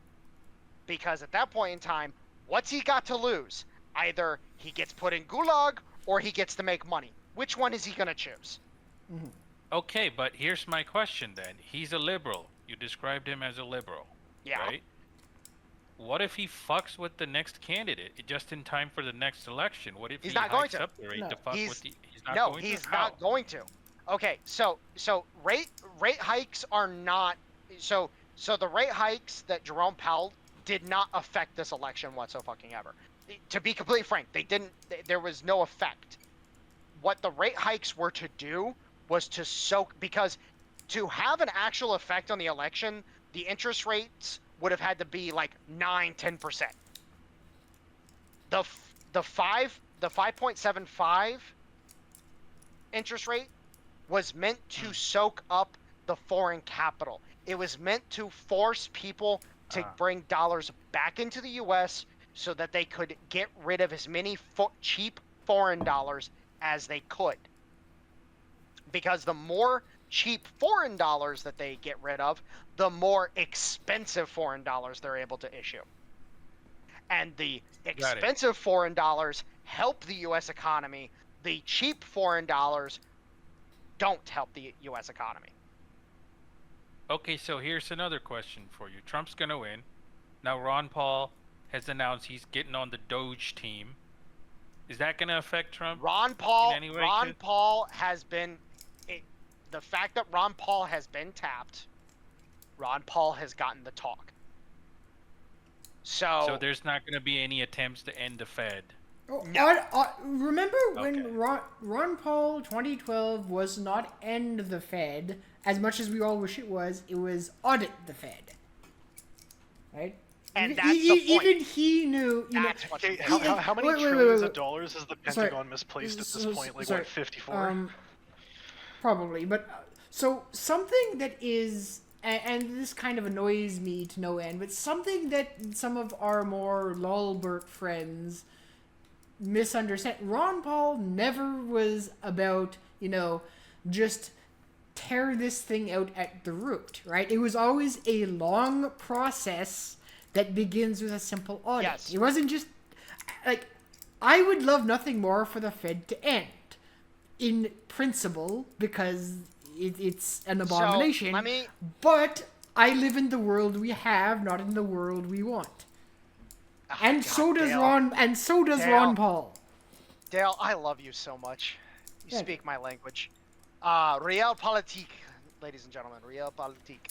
Now here's the thing, is so to touch on Goose's point that he just brought up, the whole misplacing of funds by the Pentagon. I can actually tell you what that is. I can tell you what all this shit is. It's NGOs. Mm-hmm. Literally, the majority of our debt, the national debt, most people don't understand what the fuck the national debt actually is. The majority of it is cheap dollars that we have given to other people. And when I say cheap dollars, I mean we sold those dollars at subprime rates. Like we were selling dollars at 90 cents on the dollar. Like we were fucking ourselves with those cheap dollars. Hey, when have subprime rates ever come back to bite us in the ass before? Yeah, don't talk to me about it. And the reason, Dracula, is because we wanted to help the EU. The EU needs cheap money in order to be able to survive. The welfare nation of Europe needs cheap money in order to survive. There's only one nation in the entirety of Europe that has the collateral in order to sustain itself. And anybody know what that nation is? Germany? Russia? Nope. Ukraine? Nope. No. Norway. Oh yeah, they're the only one. Oil. It's the only one. And guess what? The oil fund in Norway is running out. It's due to run out by the end of this decade. Really? I was not... Is that because they're running out of oil, or just because it's become like?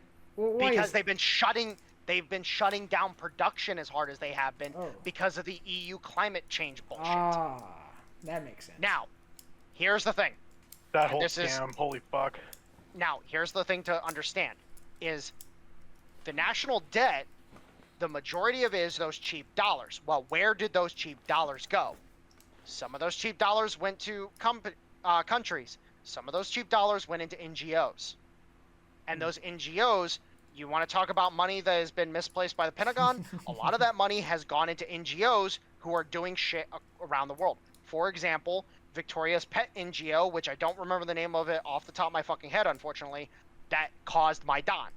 It was an NGO from outside Ukraine that caused Maidan.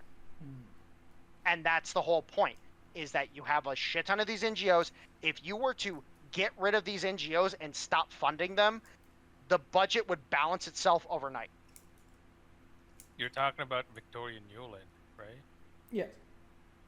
Well, she's part of the problem, yes. But that's the point. No, you said Victoria, so I was... He wasn't talking about Victoria's Secret there. Something yeah, Victoria no, Nuland should never participate in, ever. No. Victoria's secret in the case of Victoria Nuland is that she likes killing people. She's a fucking sociopath. Yes.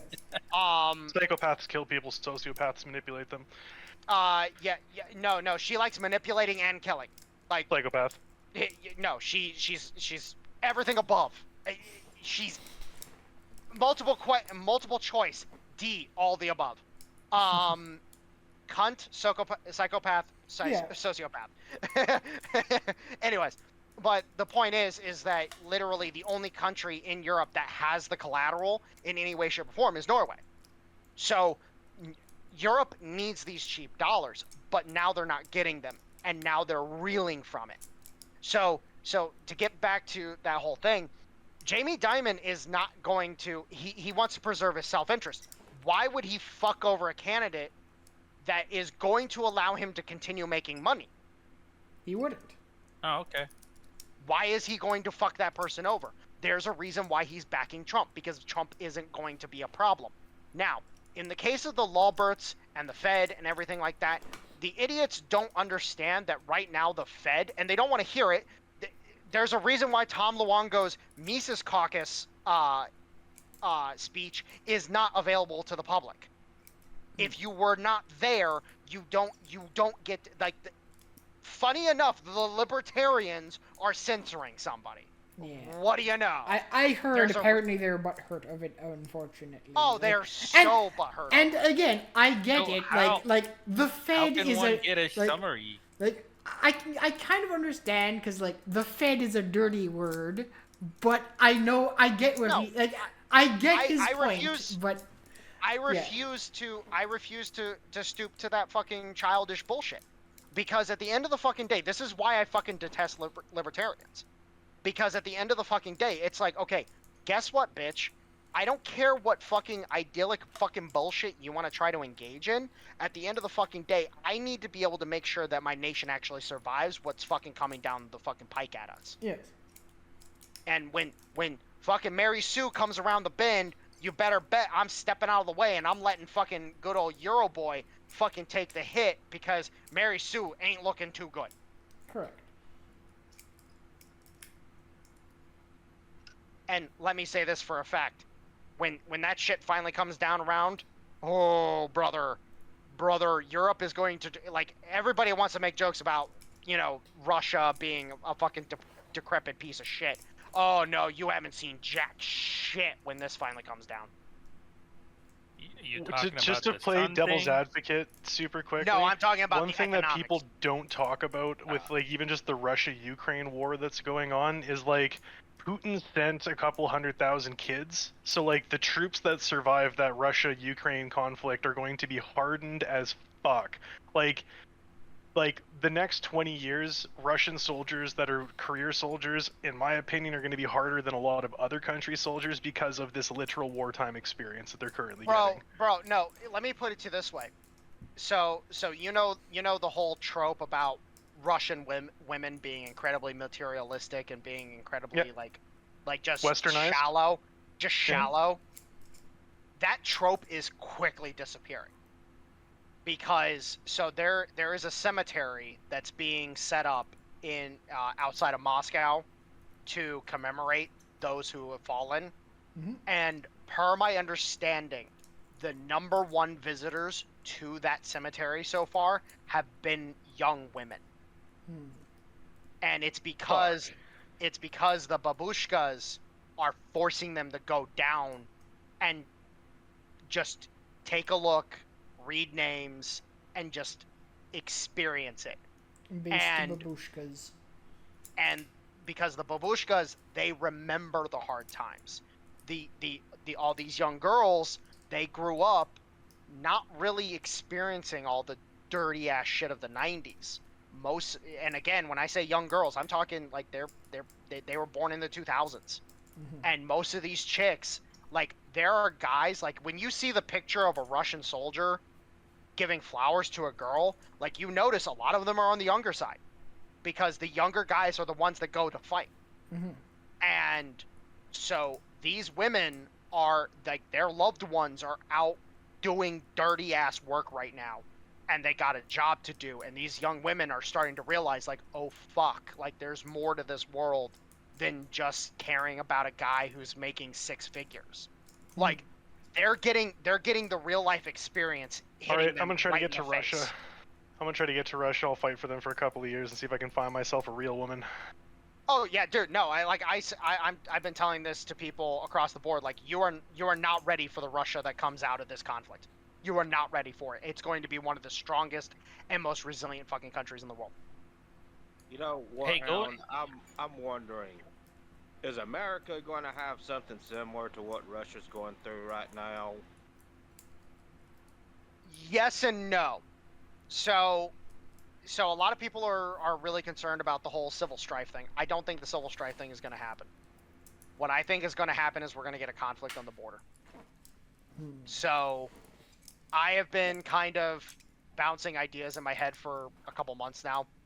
And one of the things that's really been bugging me is the level of just depravity that's been going on in the border. Like, it's the southern border is bad. The northern border is bad as well, but the northern border, it's the basic shit. Like, you're not getting people getting beheaded in small town America. But still, On the the northern Canadians need to go back. They're not sending It's not their... Canadians. Oh God, do we need It's to not, go back? It's not Canadians. Like, that's the thing, is the majority of the people that are coming across the northern border are either if I remember correctly, the guy that I was listening to talk about it. They're it's a lot of- able-bodied black and brown men. Isn't very it, few Haitian, women and children. isn't it Haitians? No, it's not Okay, Haitian. no. So It's I know Colombians. personally Let from me finish. Western Canada. Let me finish. Colombians, and then there's a lot of Congolese, and there's a lot of Chinese and Indians. Those are the four primary groups. If I remember the conversation that this one guy had, Yep. with the dude that I was listening to, and Over where I am, it's a lot of East Indian and Middle Eastern men, 18 to 40, okay, yeah. able-bodied. And I've heard that, as well as that, like, a lot of Middle Eastern out in the British Columbia area. Yeah. So. Well, so, it's coast to coast, like that. The entire border of Canada. Yeah. I understand, but I know I've heard about a lot of Middle Eastern coming across in British Columbia. But the point is that you have a lot of these guys coming in from the north, but down south is where you're getting the super depraved shit. You're getting, there's immigrants that are getting attacked. There's and that's the thing, is like, these people are attempting to immigrate, but they're not attempting to immigrate properly, and thus they're forming these ghettos. Like, unfortunately, the problem is that this whole issue has reinforced the ghettoization of America. So, do you guys understand what the term ghetto actually means? Like, what it Yes. actually is meant to connotate? Yeah, isn't it basically just it's a poor area of minorities that kind of gather together? It's not. It's Think not. favelas. Yeah. And no, it's not minorities. It's a. Why not just call it slum then? Well, no, Yeah, no. slum, ghetto. So that's the thing. It's not really just poor. It's not just minorities. It's the distinct separation of peoples into specific social and economic strata. It is literally the stratification of society based on economics and based on ethnicity. So, like, for example, you have the rich white neighborhood, you have the poor white neighborhood, you have the rich black neighborhood, you have the poor black neighborhood, you have the rich Indian neighborhood, and then you have the poor Indian neighborhood, et cetera, et cetera. It's the stratification. And so the ghettoization of America was heavily enforced back in the day. Like the 70s and 80s and 90s, heavily fucking enforced. Look at Chicago. It's one of the best examples of it, actually. Correct. And that's the whole point, is that you have this stratification, and the whole migrant thing has reinforced that very heavily, where now you have basically hotels become tenant buildings. Like, you have people living in one bedroom, basically apartments, and it's like there's nothing to be done. And like in effect, a lot of these places they've literally been converted into tenant buildings. Yeah. They're not hotels. Lots of hotel owners getting pretty fucking rich. Oh Like yeah, the the English UK guy who provide. Yeah, and that's what I was Yeah. referring to. You heard about that, Rick? There was a Yep. bunch of them here that did that too in Canada. Like when the COVID thing Is- started happening. Oh, dude. That guy's said to be a billionaire from just housing migrants. Yep.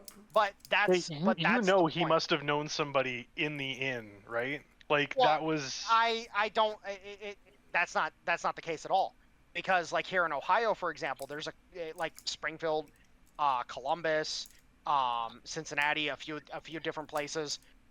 There have been hotels that have been approached, and they're like privately owned by a single dude, for example, or they're like a franchisee of a big chain, and they've been approached and be like, hey, how many people can you house here? Oh, hey, we'll give you $1,000 per head or something like that. Like, and again, it's the stratification. And this is what people don't understand, is that our society is becoming even more stratified because of the events that are going down on the border.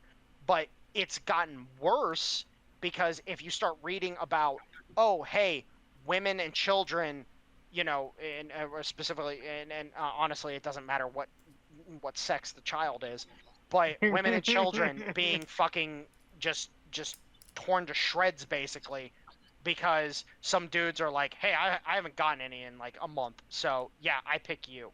And it's fucking over for people. Like there's so many people that are being picked up on the border that have been fucking gang raped and shit like that. Bleep that out. The whole thing's Bleep that fucking out. disgusting. All right. Yeah, Yeah, bleep that part out. I don't know where you are in the recording, but make sure to bleep that out because I will. YouTube will fucking hate that. Yeah. But the point is that you have all this dirty, raunchy shit happening down on the border, and of course it's hilarious because YouTube doesn't want people fucking talking about it. But it's like, dude, it's fucking happening. Like, we want to actually protect these people, but you're literally telling us we're not allowed to talk about it because if we talk about it, it makes people look bad. Well, yeah, it's supposed to make people look bad that are fucking up. Well, James O'Keefe is talking about it all over Yeah. X, so you He can just have- has that new documentary, Line in the Sand, where he actually goes through the process of sneaking into America. And that's the thing. So me and my dad, we were actually having a talk, and I was identifying specific sectors of the border. I'm not of the border right now, just for the sake of YouTube being cucks. But there are certain sectors of the border that if you were to have a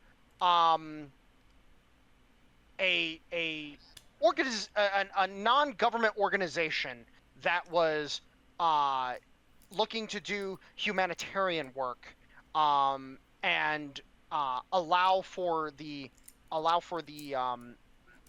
proper circulation of human beings on the border, then you could move into these sectors, do some work, and then proceed to move back across the border without even fucking being detected.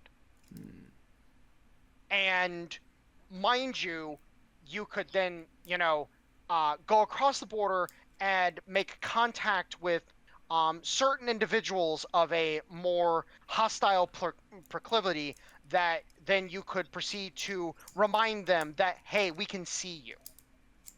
And then proceed to move back across the border. Across the board, like, there's a huge fucking thing that can be done. And also, here's the fun part. So you know the euro? You know that That making trash gay piece of currency. shit? Yeah. So fun fact, you can if you base it off the exchange rates, if you were to go down onto the border and trade people their euros for dollars, then you could like, for example, our one friend here in the server, I'm not going to say who, just because, he technically is using his real name on Discord, so I'm not going to say it.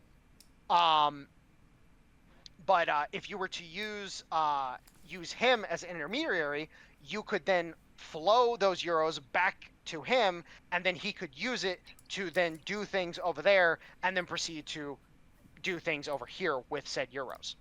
Hmm. So there's a whole fucking thing you could do on the border right now that is absolutely ridiculous that would help the situation greatly, but the feds would come after you, period, end story. Yeah.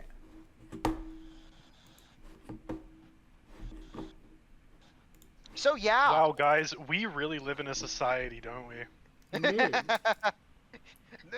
the roundabout speak that I have to fucking do in order to avoid No, but getting like, booped. okay, so I'm just even watching news articles in Canada. So apparently there's like that huge conflict between Indian skins and Punjabi skins, or like however the fucking dumb non-Canadian conflict is happening here. Right. And there are white Canadians. Make sure to bleep that out.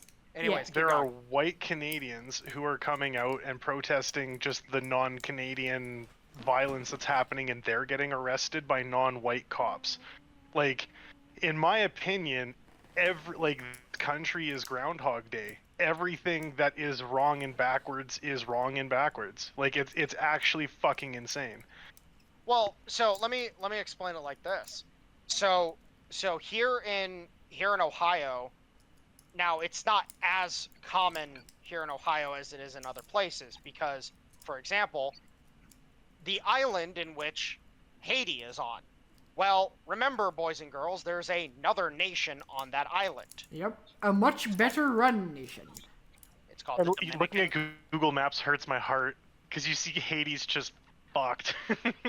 But you have the Dominican Republic. And mind you, the Dominican Republic has its military fully deployed to its border with Haiti with the intent of shooting people who try to cross the border. Yes. Like, they don't want Haitians on their side of the island. Yeah. Period, end of story. And that violence has crept back here, where there are Haitians that are coming here, and there are Dominicans that have already been here. Like, and mind you, the Dominicans come in the right way. Like, Yes. the Dominicans, they've been coming in, and they're actually, funny enough, some of the richest blacks in the U.S. Like when it comes to the black population, you have, I think it's the Nigerian population is the richest. Yes. And those motherfuckers are crazy. Like, they just work all the bloody time. They're freaking nuts. I love them to death. And then there's another one. I think it's Mauritania, but it might be Senegal. I don't remember off the top of my head, but it's somewhere in that region. And then the Dominicans, like, they're right behind them. And it's like, these motherfuckers just work and work and work. And they like for example, a lot of the black truck drivers that I interact with, they're Nigerian. Like, you can read their names and you're like, oh yeah, that's Nigerian. I think Nigerians tend to be millionaires because they do scam people a lot. So No. Okay, so that's the fun part about Nigeria is, so Nigeria would be actually one of the richest countries in the world if it wasn't, because they suffer from a similar problem that the United States does, is the stratification. You have basically two classes of Nigerians. You have those who are allowed to work in the oil fields, and then you have those who are not allowed to work in the oil fields. And the Nigerian government is very protective of their oil fields. Who are the ones What are who they gonna aren't do with allowed it to if work in not? the oil fields? Basically, like, it's basically a case of, like, oh, you come from this part of the country, and there's problems in that part of the country because of, like the Muslims and shit? well, like the you know, Boko jihadis? Haram, Yeah, for example. exactly. Yeah, the jihadis. Like they come from that part of Nigeria, and so they're like, we don't trust you because you might try to blow something up. Ah, fair enough. And that's where the stratification has come from. It's one of the main parts of the stratification. There's also some, like, ethnic group stuff that goes on in Nigeria and so on and so forth. Like, specific ethnic groups are not allowed anywhere near the fucking oil fields and shit like that. But, like, this shit exists. Like over in Saudi Arabia, for example, like, if you are not vetted as a proper Saudi, then you don't get to go on the oil fields. Right. Like this shit exists and people don't realize it. But it's the simple fact that you look at the US, I think an open air conflict on the border is what is going to create the bad times for people, that they're gonna have to do dirty shit, because it's like, oh hey, we need to clamp down on this as hard as fucking possible, because if we don't, we're gonna collapse in turn. Do you think Like- that the U.S. is going to, in some way, invade Mexico and like put the boots to the cartels? So, unfortunately, no. I would love to see, like, for example, I would love to see Juarez be tamed. Mhm. Like, has anybody played the Call of Juarez. the No, first Modern Warfare game? but I have Yes. I have seen Sicario, and if Okay, half so of the that first- shit is true, Oh, it is. It is. Juarez is probably one of the worst of it. But the first Modern Warfare, the city that Los Alamos is based in, it's based off Juarez. Oh. It's based off that city. Even though a lot of people claim it's another city, but I'm like, I'm sorry, but like the way they operate, basically, if you are in with the cartels and you operate with the cartels and you do what you need to do to stay in their good graces, your life is fucking brilliant. If you aren't, you're hanging upside down from a fucking overpass. Yeah. So, just saying.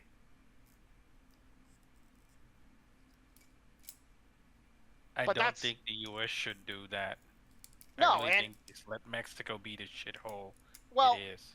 Well, no, and that's the thing is like when and I'll get into the sun shit a little bit, just because when that shit finally goes down and we finally see like what quote unquote climate change actually is versus the bullshit that they keep talking about with carbon, when that shit finally comes down the pipe and we have to deal with that problem, you are going to have a situation where Canada is going to depopulate, Mexico is going to heavily depopulate, there's going to be a mad rush to get away from the problem, and when that happens, or after that's all said and done, the United States is going to end up annexing most of these territories, because the United States is going to be the only one in North America that survives it intact.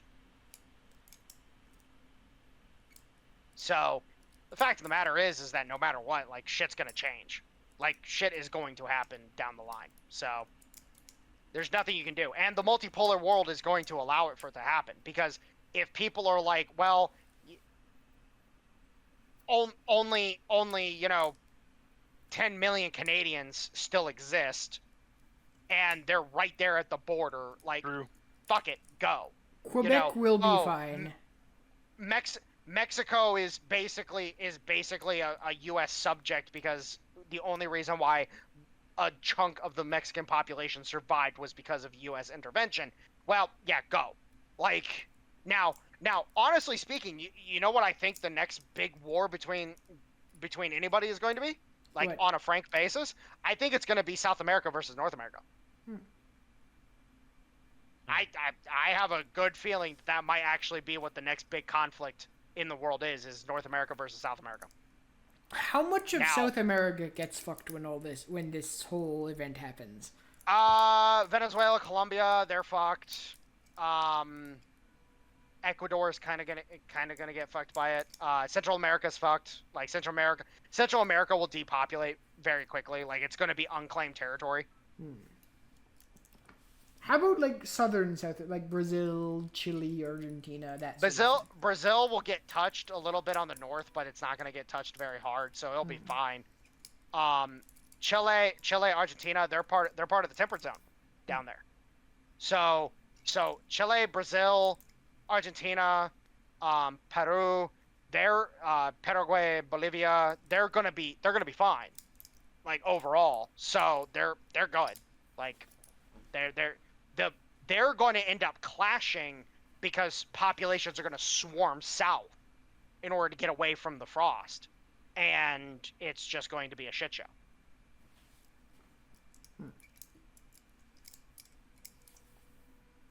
You guys So are gonna then wish you wh- had your border then. Okay, so then, wouldn't it be more of a civil conflicts and so like South and North America won't be fighting because South America will be fighting, the population No. transfers. What it's going to be, what's going to happen is that South America is inevitably going to have to unify, and so you're going to have one big polity in the South, and then you're going to have one big polity in the North. Those two polities are going to fight because they're going to be joshing for position in like the Caribbean and shit like that. What happens to the Caribbean in this scenario? Yeah, they're gonna try to get the fuck off those islands as fast as they can. If the equatorial frost happens, like the models are potentially showing, then they're gonna be like, oh hell no, we're getting off these fucking islands. Now we don't know what's gonna happen. Truly, like we don't know. Hell, the world could just get reverted back to the 1800s, and we're gonna have to try to redevelop. As I was talking to Goose about this, the baseline technology that we had last time this happened was Bronze Age technology, and then, mind you, the steam engine, as we've established, has existed even before the Greeks, quote unquote, invented it, even though they spread, there's this myth that's been spread through the education systems that the Greeks were the ones that invented the steam engine. There's evidence to show that the steam engine actually existed prior to them actually inventing it. So in reality, they probably redeveloped the technology. So as it stands, more than likely, our next baseline for technology is going to be the steam engine. Because if we get reverted back to 1800s technology, well, the steam engine was around. Just because it wasn't widespread doesn't mean it wasn't around. And so when that technology becomes our baseline, then what's the next baseline from that? And what's the next baseline from that? And so on and so forth. So more than likely, like, we're going to see the next evolution, or as I call it, we're going to see the next evolution of technology for the human race as a whole. Oh, it's gonna be fucking lit. Like, this shit's gonna be great. Because I honestly can't wait. I'm just really hoping in this iteration that the satanic pedophile death cabal, like, their deep underground military structures fail, and that they can't just keep doing the cycle again and again. Let us hope that Mount Weather fails. Yeah, all of them. So here's the thing. Here's the fun fact about that shit. More than likely they will survive. More than likely. But here's the thing. A lot of people, and I'll let's touch on some cultural stuff real quick. So everybody knows Epstein. Good old Jeffrey. Everybody posts memes saying, he didn't kill himself. This happened before any clients on Epstein's list or any people on Epstein's client list were convicted. Right. And here's the thing.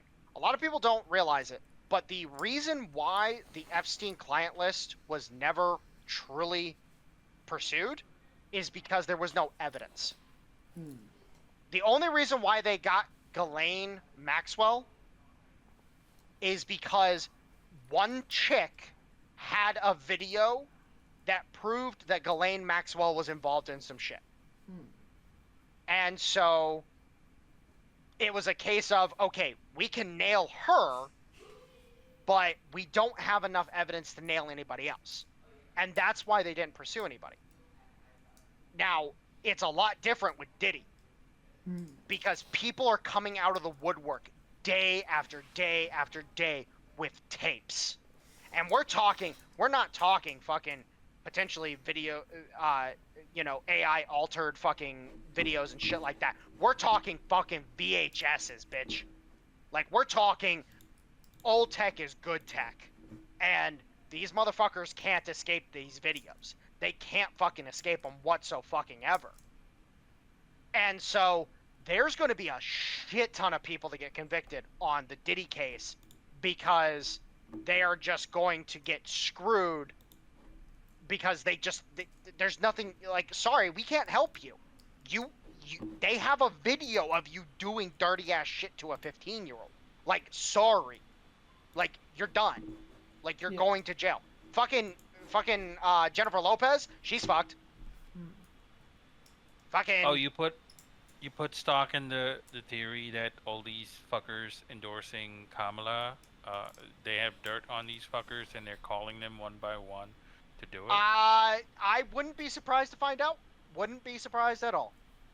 Because again, like a lot of these people, like again, there are so many people that, because here's the thing, what we know now is that Diddy's operation was a blackmail op that was being ran by powerful people up above. Yeah. I'm not going to say who because, well, then fucking YouTube decides to act like dickheads. But you guys know who. We all know who. We can speculate. We can speculate. That being said, It's Tony the Tiger. I will be right back. Please do not say anything in the time since I leave and get back that would get us taken down that I will not know about to edit it out. Okay, got it. But the point is that Diddy ran this op at the behest of higher folks and then decided to continue the op. And as such, he screwed a fuck ton of people over. He screwed anybody and everybody he could to get ahead. There's a reason why Diddy was able, with his lack of overall talent, there's a reason why he was able to build the fucking empire he did. Because he just kept gathering dirt on fucking everybody to be able to blackmail them, to force them into shitty contracts. Could you imagine all of the cool people, though, that knew, like the people that asked to get invited to a Diddy party, knowing all the weird shit that went on? Bro. Ugh. Well, that's just the simple fact. Like, for example, here's the thing, is like Justin Bieber, for example, there's a good chance that he had no real good clue what the fuck was going on. And oh, no, I think he was groomed and sexually assaulted for a number of years. Do you think Diddy fucked Justin Bieber? There's a video of him Justin Bieber sucking Diddy's cock at one of these parties. Really? Like, Yep. Yeah. like little old 13-year-old Bieber, bunch of drool coming out of his mouth. Yeah, that shit's fucked up, buddy. Well, no wonder he turned out the way he did. Hey, well, you know what else gets me is who are the old... No, wait, real quick. Macaulay Culkin. How's that not an issue for YouTube? What you just said. Well, it kinda is, but it kinda isn't at the same time. It's stating a fact. There is a video of Diddy getting diddied Receiving oral sex by a minor. Yeah, there's video evidence of it. And that minor happens to be Justin Bieber. And I feel, I didn't want to hear that. Oh. Mind you, I will say this right now in the defense of Bieber.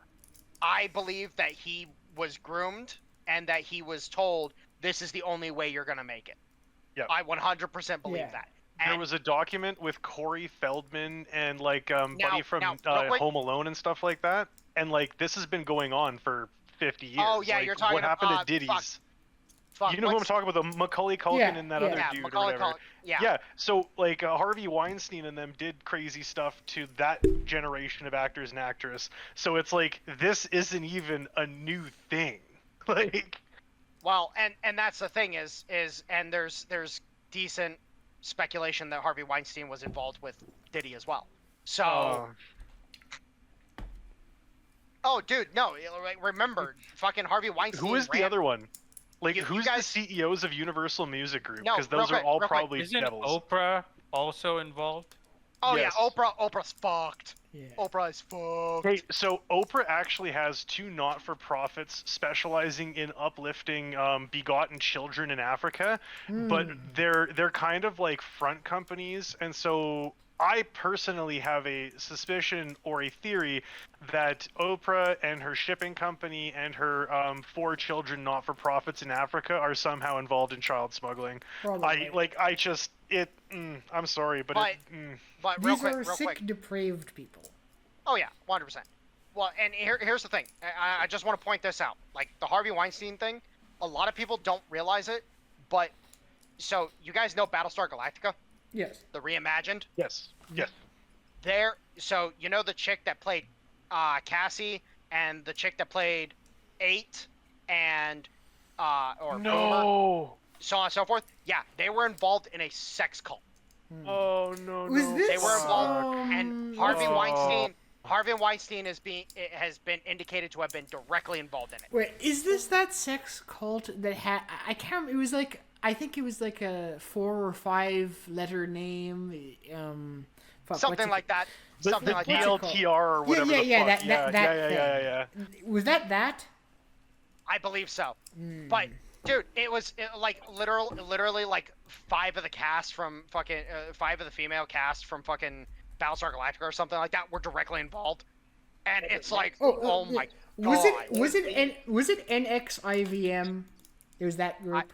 I don't remember all the details. It's been years since I fucking read about I have this no shit. idea, man. That was like 50 years ago. I know if it was Nexium, they also had the cast of Smallville in on it too. Oh yeah, dude. Oh, No. yeah, No, okay, dude. yeah. They're like it's bad. Like it, Yeah. it was bad, and it continues getting worse. I just wanted and to worse say this and worse. quickly. Since the Diddy thing, like everybody knew the whole Epstein Glaswell thing, like that was a whole thing, right? But with the Diddy thing and a whole lot of people like Jaguar Wright coming out and speaking out about it, and all these other people who will get accosted in, Hollywood or whatever, hey, what do you know about this? Or didn't you go to a Diddy party once? And they're like, I don't know them, I don't know those people, don't talk to me. Like, super hats off. But when I look into it, they're like the culture of Western cinema and music is built on the foundations of sexual exploitation, abuse, bullying, and extortion. Yep. Like, it's actually Well, fucking insane. let me Looking at the explain- Biggie Tupac thing, like it's Let me disgusting. explain- Same as Disney. Like Let me Disney's just as explain it bad like for just as long. this. Let me explain it like this: the weapon of women is naming, shaming, and bullying. Yeah. Yep. And that's the simple fact, is that as soon as those weapons get deployed in an environment like that, especially with a bunch of women that are trying to make it big, those weapons are incredibly powerful against them. That's why when like you go on Twitter and you see these chicks posting about all this harassment, all this, all that, the reason why it affects them so much is because those are the weapons they use. And when those weapons get turned on them, it's hyper effective. And that's why That's Hollywood. also why when a man does something untasteful, or if a man is demonstrating positive masculinity, they immediately attack the man's sexuality, his looks, his past romantic interests, like. And then when you hit that certain point where you just kind of smile and nod, and you realize, and then they realize they have no power over you, then women get really fucking weird and really quiet. Yep, 100%. And that's just an FYI. Yeah, I just caught the latest version of The Wire. It came out about a half an hour ago. Can you link it in general chat, please, when you're done? Yeah. video links, not general. Yeah. One of the main things he mentioned was that word floating around the Middle East is Iran might do a return strike on Israel tonight. Well, of course it's doing a return strike. It just matters what it does. I doubt it. I doubt it because I guess we'll jump back to geopolitics real quick. Iran is sitting there. They want to do something because culturally, Iranians, they're Persians. Remember this. The Persian culture requires when they are hit, they hit back. Well, here's the thing, is they, on one shoulder, they got the hand of Russia. On the other shoulder, they have the hand of China. And Khomeini is getting told, don't do anything until we tell you to do something. Because what they're trying to do right now, they're trying to complete the axis of evil. This is why they're talking, like, a bunch of the NAFO nerds are talking about, oh, there's Korean troops in Ukraine. The North Koreans are helping the Russians. And it's like, no, I'm sorry, that's not happening. And no. The only North links and video links, sir. Yeah, I'm gonna watch it real quick. So, give me a second. Is it a long video? It's 5 minutes. Yeah, Oh, about fair enough. 5.5 minutes I'm there. gonna check it out in just a second. I was grabbing some water and doing some dishes real quick. You I guys didn't can keep expect it to be so talking. I'm gonna fast. turn off my mic. Yeah, but I haven't seen the video, but if I'm just guessing, they're going to do something like those attacks they've done in the past, where it's like, hey, we're gonna hit these things, but, you know, it will be passed along to the various, intel agencies where the hits are gonna be, and then no one's actually gonna be hit. Just like they did that attack when, Trump killed Soleimani. Right? It's like, they have to do the show of force, but no one actually is there when any of the bombs land. Like, Oh, you don't think that they could leak something like, hey, you have 3 minutes, get the fuck out? Well, it wouldn't even be, hey, you have 3 minutes. It's like, hey, days in advance, here's where it's gonna be hit, and then, no one dies, because, people are moved out. And that sort of thing. Did you guys see that Arizona video I posted about the wire thing? Which one? Arizona?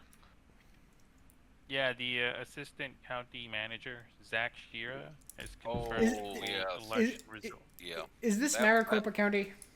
Yeah. What's yeah, that happening? one's already been out for a few days. They're saying, oh, it might take us Oh, days. yeah. Yeah. Fucking. Why?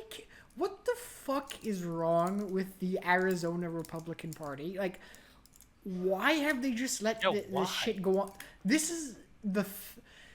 Why didn't they fix it after the shit went down in 2018? Why didn't they fix it after the shit went down in 2020? Why didn't they fix it after the shit went down the same way in 2022? What the fuck is wrong with them?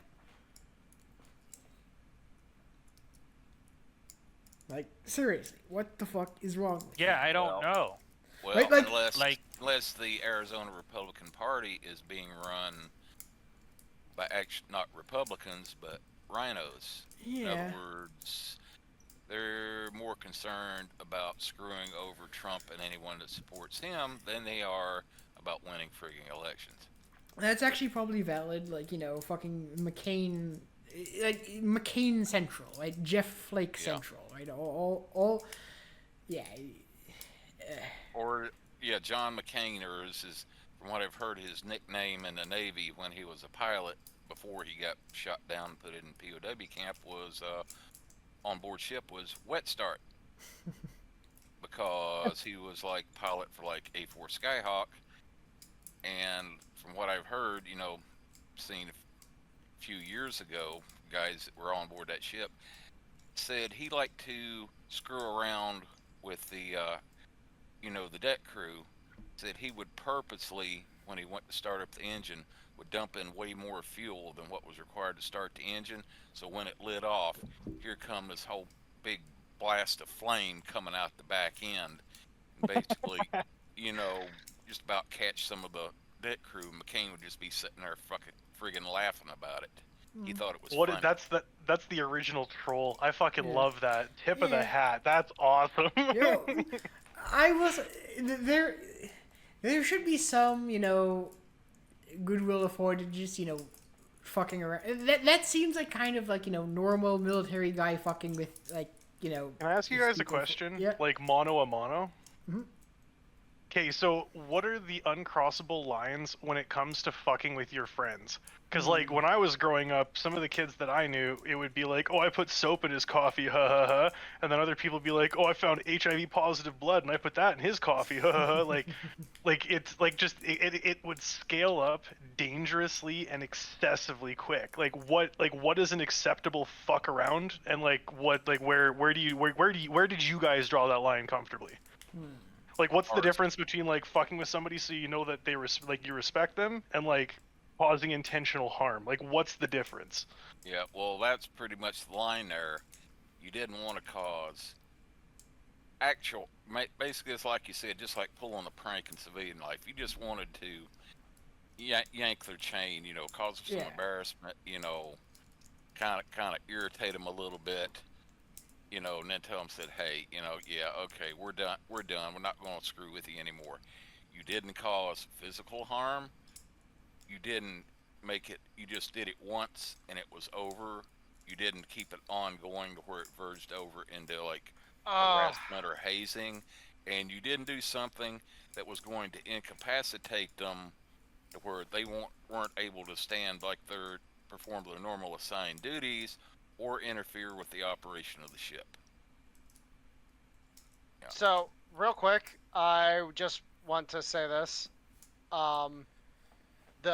The absolute shit show that Wire was. Holy fuck.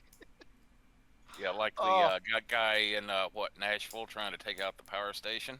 Yeah. Yeah, basically what was on there was like the FBI said the FBI is bragging about catching this one guy that was trying to perform a terror attack on like a power substation. Only thing it was the FBI undercover sold him the C4, and then undercover sold him the black powder, let him actually construct explosives devices, actually let him rig it up on a drone, drive out to the substation, get it up on the drone, and get the drone like seconds away from taking it off and crashing in there before they finally decided to arrest him. The CIA they wanted to is wait until they got the really good photo op. The CIA is probably really angry that their guy got caught. You guys want to know something really fun? In Minecraft, right? In Minecraft, in a fictional universe, did you guys ever remember reading about a book called The Anarchist Cookbook in Minecraft? Yes. In Minecraft, I actually have a copy of that book. Yeah, recently in Minecraft, I found a couple of old book collections. One is like the original upload on the Pirate Bay from like 2007, and the other one is a similar upload that's like 5 gigabits instead of like 700 megabits, and it contains like half the files, so it's like a total fucking Fed bomb or whatever, right? Yeah. But in Minecraft, both of these downloads had copies of the Anarchist Cookbook.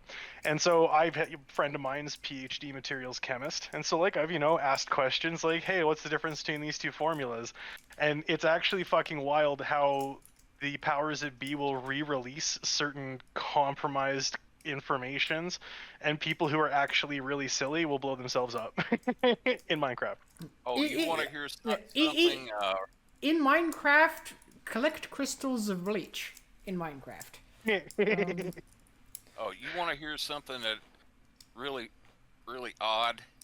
Sure. Back in the 80s and 90s, when time station out there in Washington State, it's up on the Kitsap Peninsula. It's on the western side of Puget Sound, across from Seattle, where you had Bremerton with Puget Sound Naval Shipyard, and then going up there to where you had Bangor Submarine Base, built maybe like 10 miles to the north up on that peninsula.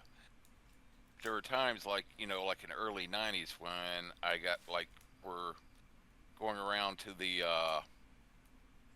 basically the every weekend flea market they'd have like at the county fairgrounds, where it was looking like some of the older collectible shotguns and rifles and such.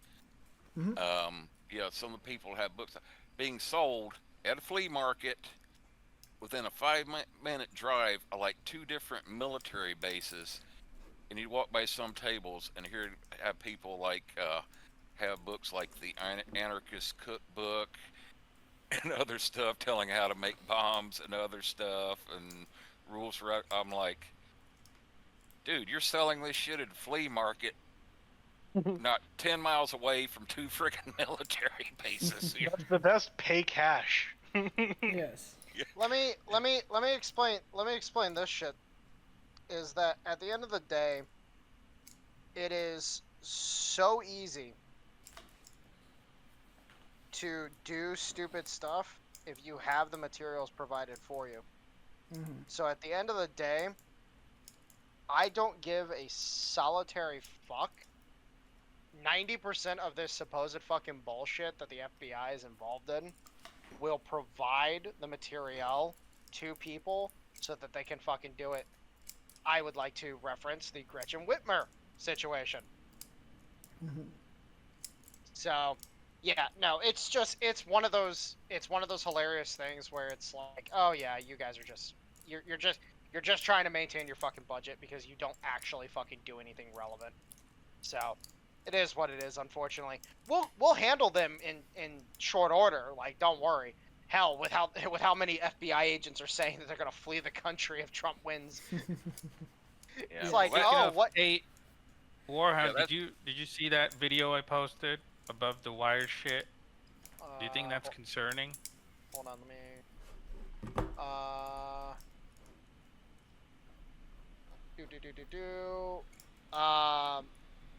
Oh no, I expect that. I expect that from Maricopa County. Yeah, actually, I so expect that. while you were gone watching the video, I had asked a question. I want to get your opinion on this as well. What the fuck is wrong with the Arizona Republican Party? Like, So the same shit happened in 2018, 2020, 2022, and they still have not. Explain it. Yeah. I will explain it with glee because the bastard who is responsible for truly putting it into place is dead, gone, and good fucking riddance. I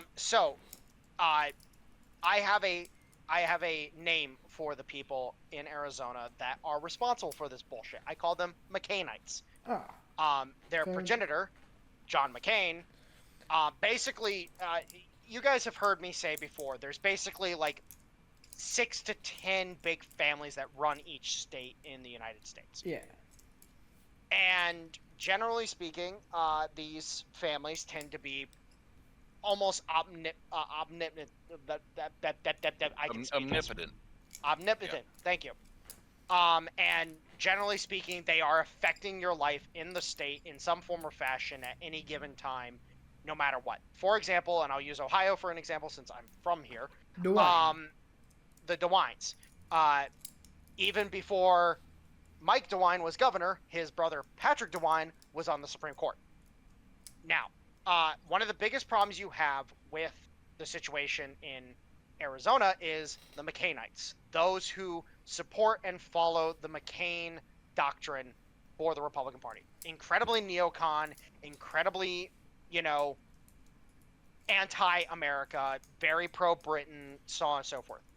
And so what you end up having is that Arizona does not allow people to be elected in the state unless it is a overwhelming majority for a certain area. Like, say, for example, it's a county election, and the non-McCain candidate just cannot get over a certain threshold where they can kind of fuck around with it and make sure that the McCain candidate wins. Well, Maricopa County is one of these fun places where no matter what, the McCain political machine is able to maintain its power.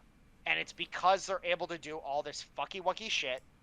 They're like, oh, well, we're having a bunch of voting machine problems, we're having this, we're having that, yada, yada, yada.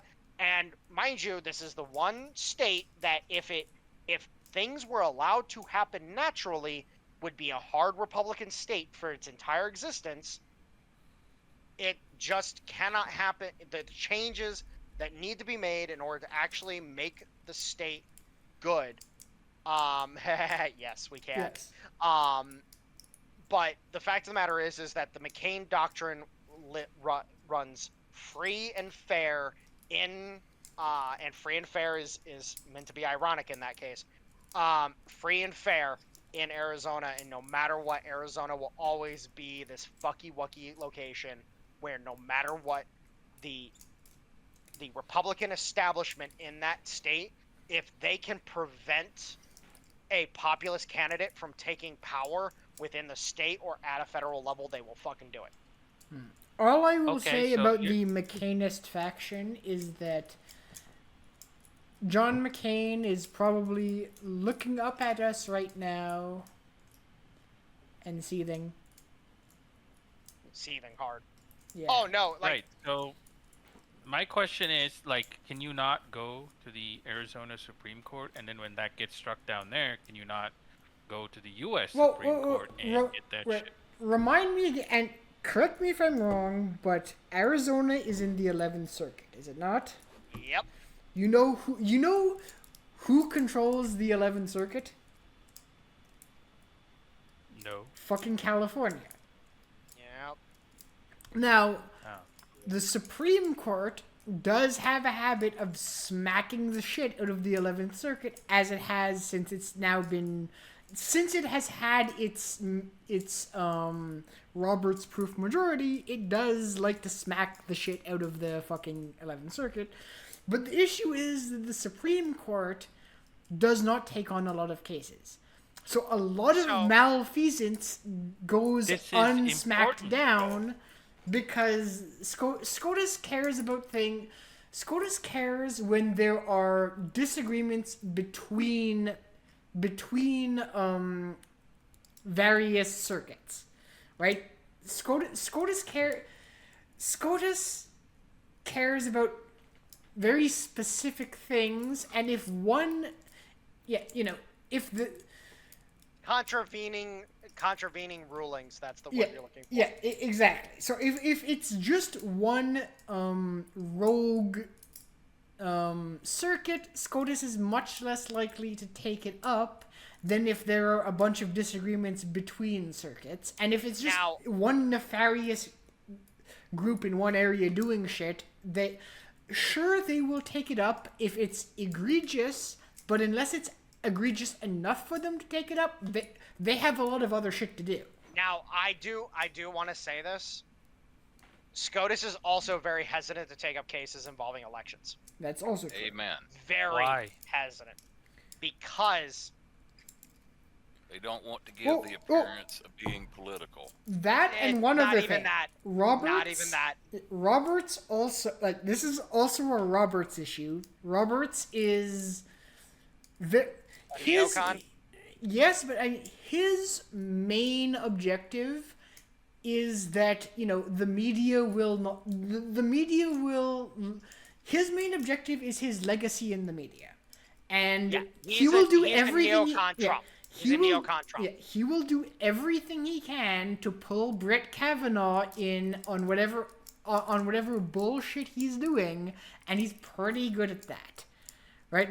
Either he'll pull Brett Kavanaugh or he'll pull fucking Amy Coney Barrett for whatever bullshit reasons, and he'll convince them to, side with, the legitimacy of the court over fucking principles. Now, can Trump this time go in and say, okay, I'm going to pack the court if you guys start acting like retards? Well, no. So what matters here is something that none of you guys also brought up. It's the fact of the matter that they don't want to do it because there's these political groups, the McCainites, for example, that will see their heads on pikes. Yes. The Supreme Court is scared shitless because look how close Brett Kavanaugh came to being killed. Yes. Yep. Look how close. That's what I kind of meant when I said they don't want to give the period too political indecision, because exactly that, you'll have one group or the other coming for their heads. Yes. Right, there are factions on SCOTUS as well, right? It's on the one faction, on the most based faction, you have Thomas and Alito. These two people do not give a shit. They will do what they They do not give a shit. There's a reason why Thomas. A lot of people don't know this. Clarence Thomas has a private security team. Yes. And he has a team that he has been running for years because several attempts have been made against his life. And most people don't fucking talk about it, but the reason why he threw out the money for a security team was because he understood, hey, people are going to come out at me, period, end of fucking story, because I just don't give a shit. And one of the things that you have to understand is that the justices do not get protection. They don't have Secret Service. They don't have, they have to request law enforcement. And the problem is, oh wait, what if one of the guys on the law enforcement team is after me? Yes. So there are so many vectors of attack that people have against the Supreme Court. The Supreme Court will, generally speaking, avoid taking up these kind of cases because they know damn well we are going to get killed if we take this up. Yes. And then secondarily to the faction, the Thomas Alito faction of not giving a shit, there's a second faction, which is the Roberts Kavanaugh faction of like institutionalists, like, and when I say institutionalists, I mean like institutionalist. The institution trumps principles, so they will do what they have to. They have certain beliefs that are correct, but they will, if they believe the institution is ever threatened, they will discard their principled beliefs and do what they believe they need to do to protect the institution. The issue is now you have one other group. Well, actually, no. You have two other groups. You have Gorsuch, and you have Amy Coney Barrett. Amy Coney Barrett's kind of a wild card. I don't like her.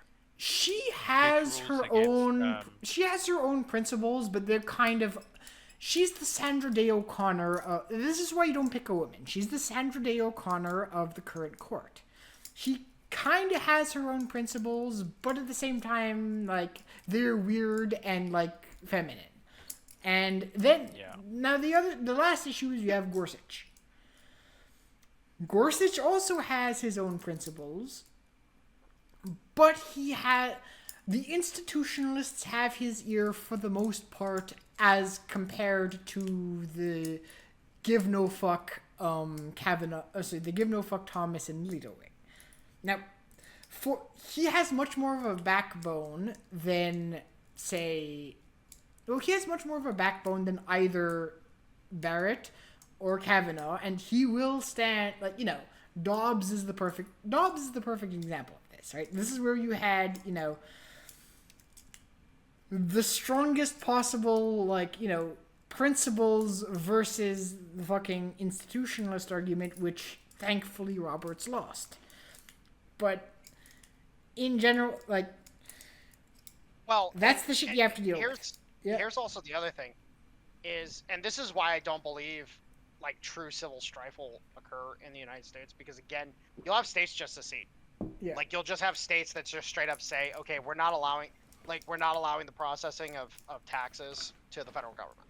Mm-hmm. Like we're ordering all businesses. We're tying all businesses into, you don't pay federal taxes anymore. You only pay state taxes, and other shit like that. Like frankly speaking, we're more likely to have a tax rebellion in this country than we are to have a civil war. Like, and that's actually probably for the better, because a tax rebellion will literally put the Federal Reserve on a fucking time crunch, because they can't operate without our taxes. Yes. They can't. That's why Trump's idea of, do I think Trump is going to be able to get rid of income tax in his next 4 years? No. Is he going to be able to heavily reduce it? Yes. Mm-hmm. Now here's the fun part, and I actually kind of want to get into tariff talk a little bit, because I'm huge on tariffs. I love tariffs overall. There's this whole fable that increase prices of everything by 20% to then, you know, get rid of a 20% tax on everybody else, and that doesn't really actually encapsulate much at all.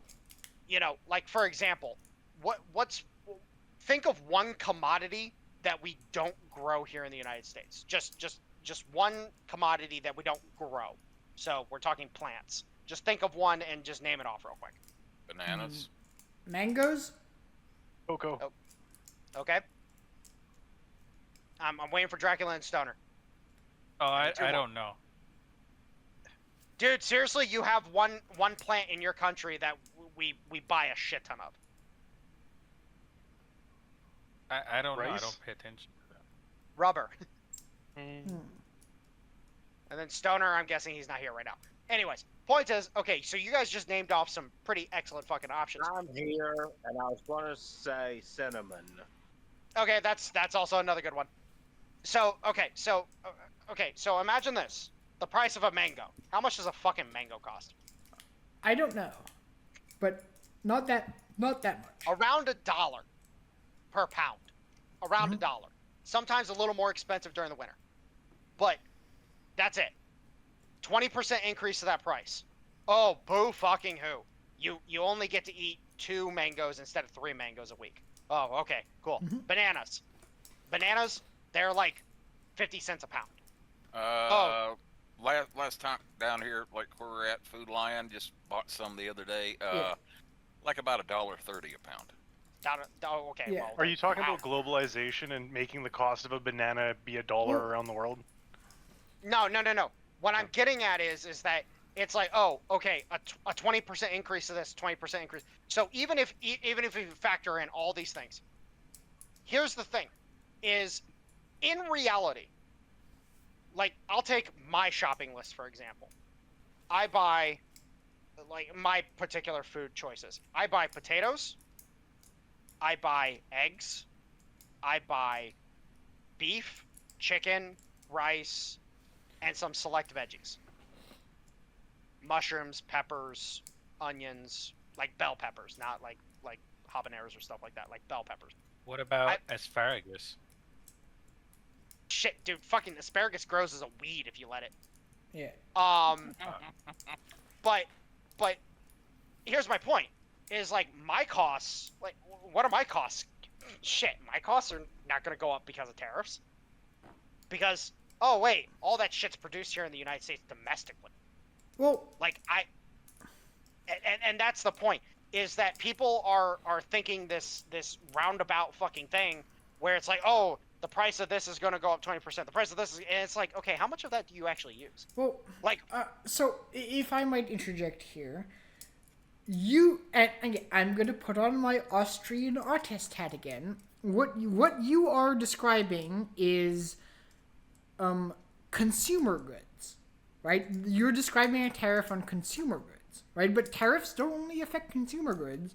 Tariffs also affect low order and high order production level goods. okay, Right? So sure. so we can, if we you're can get to that. so if you're looking at like say a tariff on steel, which no consumer buys steel, but consumers buy things that are made with steel. Now you're upping the cost of the production of Okay. everything made with steel, and that is Okay. also Here's the fun part. Here's the fun part of that. There's already a tariff on steel. yes, there is, which is making everything made with steel less competitive on the world stage. But that's the thing, though, is that tariffs aren't meant to make things competitive on a world stage. They're meant to make things competitive on a domestic stage. That's the point. Right, but So- they also harm like if you sell more. Let's say you sell more steel domestically, but you sell less steel, or you sell less goods made with steel globally. That's still like that's going to be Okay, sure. that's going sure. to yeah. Let me describe it like this: solar panels. Solar panels. Everybody should know the whole epic about solar panels from China and whatnot back in 2017 and the tariff that Trump put on solar panels. The cost of solar panels went up, drum roll, 5%. When everything normalized, here's the problem: is everybody feels that instantaneous crunch. They feel the crunch of, oh my god, I can't get my $100 solar panels. I have to buy the $200 solar panels. Well, here's the thing: is once SunPower got their production up and running, their prices fucking dropped precipitously. And that's the point. Oh, wait, what happened? Oh, 3 more solar panel companies opened up in the United States. I don't know if you guys understand, the competitiveness of certain markets, but solar panels aren't that competitive of a market. The fact of the matter is that, these cheap ass piece of shit fucking solar panels. Oh, by the way, the coal, it's called blue chip coal, or I believe it's blue chip. Fuck, I'd have to look it up again. But it's a specific type of coal that's used in the production of solar panels. It's what allows you to actually produce the solar panel, by the way. That specific coal is primarily mined here in the United States. Like, there's very few deposits of it outside of the United Right. States. So that works in areas. Go ahead. The coal you're talking about is called anthracite. Right. So that works in areas where there is not an equivalent good that can be produced somewhere else. It doesn't work in areas where there are equivalent goods that can be produced more efficiently in another area. Right? It doesn't work when it does not work when it comes to areas where there is, for example, what is that word? Where there is where there is. I'm blanking on the word. Well, and here's the point. Here's the point. Monopoly? No, not monopoly. Where there something advantage, not competitive advantage. What is that word? I don't know, but it describes where things can be produced in another area cheaper or more efficiently. Well, yeah, no, of course. But here's the thing: is that if you have a need, you reduce the fucking tariff on that need, and that's the point. Is that you don't have a flat tariff across the board for all goods, et cetera, et cetera. You have tariffs based on individual goods. And that's the point. Is that like, oh, hey, there's this specific thing that we need to order in from China. China's the only place that we can produce it on a cost-effective basis that actually makes it worthwhile to produce. Okay, cool. We'll put a 2% tariff on it. You still get your margins, we get our tax money, boom, there you go. And that's the point, is that this whole idea of, oh, he's going to put a 20% tariff and then it's going to cause all prices to rise by 20%. It's a fucking misnomer. It's a relativity I agree on being that. espoused. No, I agree on that. It's just, I feel it should be at least said that tariffs are at best chemotherapy, right? Well, it's they if you Coolidge wish would to disagree with you. if you sorry Coolidge would disagree with you. yeah, well, that's one of the thing. That's the only thing I disagree about Coolidge on with. But like, if you wish to, no one takes chemotherapy by themselves because that's just hurting yourself, right? It's specifically you take chemotherapy because you want to kill something else. And maybe that something else needs, in the case of cancer, that something else needs to die, and you're going to take the damage to kill that thing. Mm-hmm.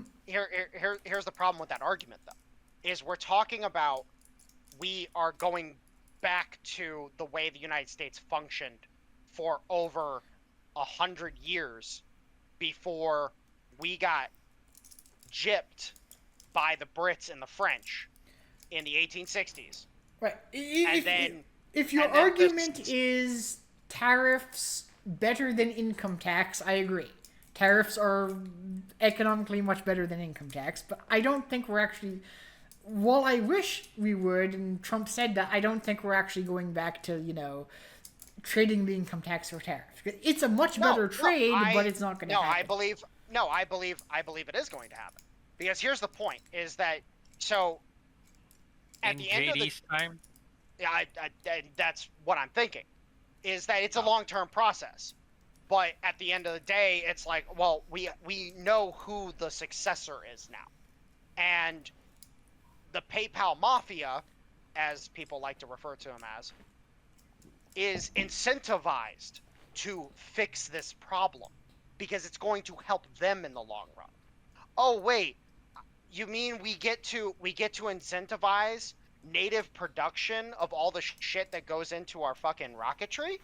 You mean we get to incentivize people actually wanting to spend money and actually wanting to do things? Oh, you mean we actually incentivize people to actually want to go out and be productive? Here's the point, is that, like, for example, I have a really nice app for my job.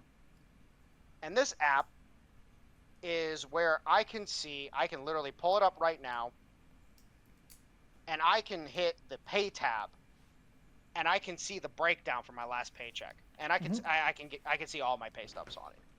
But the point is I can see a breakdown. So I'm just gonna. It's called ADP. Yeah. Oh wait, you use ADP too? Wow, small Yes. world. Okay, and it's refusing to fucking load for some reason. Yeah, Hold on. the ADP app and the ADP website both suck shit. Well, I get it's that. I'm on data right now, so hold on. Let me. Fair enough, actually- but they still suck regardless. Yeah, well. Fucking ADP. Well, literally, wow, small world. Try still have dealing with the Advanced Finance Accounting Service. Oh God, my Well, buddy Russell fucking Well, hated them. I mean, they suck at they suck ass in relation to how private sector sucks ass. They cannot nearly suck as much ass as public sector shit does. Oh my God. Okay, I hate the fact that this is not loading because I was actually gonna tell you what my tax is. Let me put. I can actually give like a rough.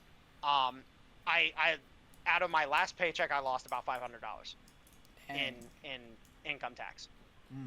And the federal of that was easily like 250, 275. Now, imagine if I wasn't paying that. Mind you, my cost of living is not going to go up too much because of tariffs. Because it's like, okay, the tariffs. And here's I think this is the biggest point to make, is a lot of people don't realize, but tariffs are going to affect goods that the majority of us here, for example, are not buying. Tariffs are going to affect luxury goods the most. Well, it depends what the tariffs are on. Well, again, you're not going to put stupid tariffs on stupid things. I'm sorry, I don't expect that from the from the guys that again are incentivized by reducing the tax burden on people as much as possible. I just don't see it.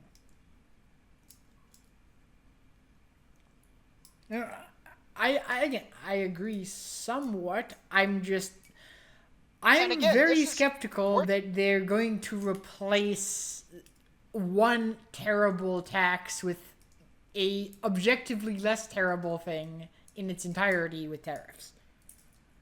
Well, and that's the thing, is the U.S. has done it before. They have. I don't think they have the will or the insight to actually do it again. The first 6 to 8 months that these tariffs are put into place, a lot of people are going to reel from it. A lot of people are going to be. It's the same thing that happened back in 2017. A lot of people fucking recoiled when all of a sudden the green energy initiatives were like, oh my God, we're paying double what we were paying, and then by the time 2019 rolled around, everything was fucking hunky-dory.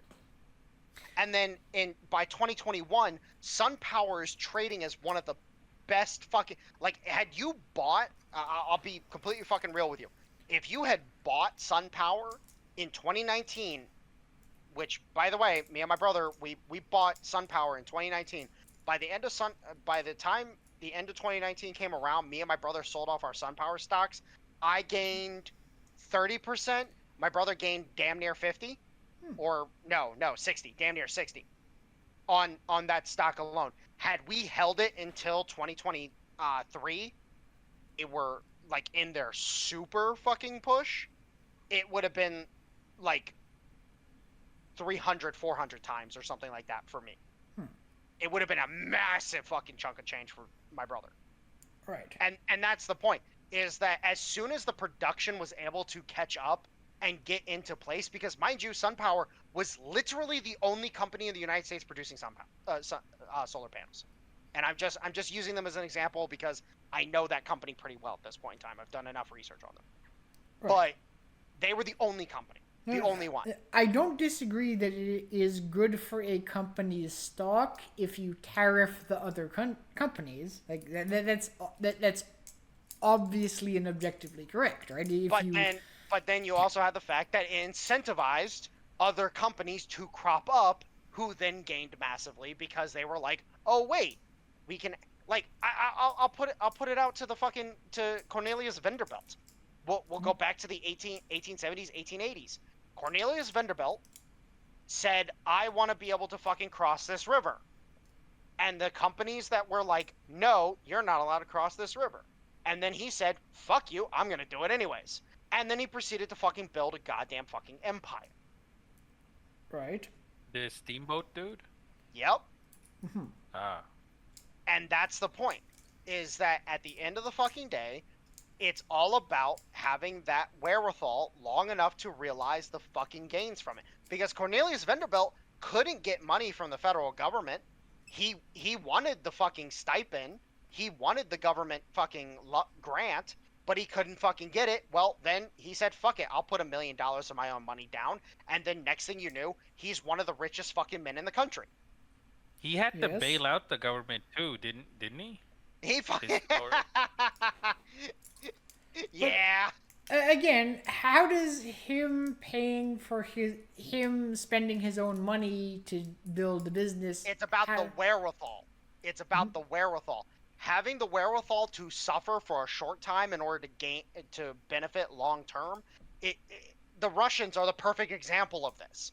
The Russians suffered through 6 months of fucking terrible fucking interest rates. Their interest rates were like 20-something%. Mhm. And by the time that 6 months was up, everything started to normalize and they started to be able to do the different things that they wanted to do, start making the new economic deals that they wanted to make with other countries, and they stopped having to deal with the fucking Europeans and shit. And then, all of a sudden their fucking interest rates are 10%. Mhm. They precipitously dropped their fucking interest rates like crazy over the course of a year, and then now they're sitting again with one of the fastest growing economies in the fucking world. Mhm. Like, again, I'm sorry, all these people, all these fucking dumb fucks out there who want to play this stupid fucking game, and the lolberts are the fucking worst of them. All these dumb fucks that want to try to play this goddamn fucking game where they're like, "Oh, he's just being a tyrant, blah blah blah." It's like, no, go fuck yourself, dude. We've got bigger fish to fucking fry than your incessant bullshit about how we need to end the Fed when the Fed is the only reason why you still have a country to bitch about. Sure, but again, I'm not making the Lolbert it's tyranny argument. I'm making the Austrian. No, you're making this is the Austrian, the dogmatic Austrian argument, and I get it. I fully understand. But the problem is that the dogmatic Austrian argument, unfortunately at this point in time, and I will kind of say this, the Austrian school needs to understand that you live in realpolitik. You live in the world that you have, not the world that you want. If you want to get to the world that you want, you're going to have to live through the world you have. Yeah, And you have to work progressively towards it. So I fucking hate what you're saying because to me it's like this cuck chair fucking perspective, but it's valid. So- like I see it, I get it, and I hate it. My understanding, if you are to make the world we live in compared to world we live in compared to world we want argument, I think that was summarized in it's chemotherapy argument, where it's like, The way it's that I'm saying bad, what he's saying is to live but- below your means. Yeah, no, so no, if you well- want to save up to buy a house, then live on a street well, for a couple like, years. it's objectively bad, but you're doing it to kill a worse thing.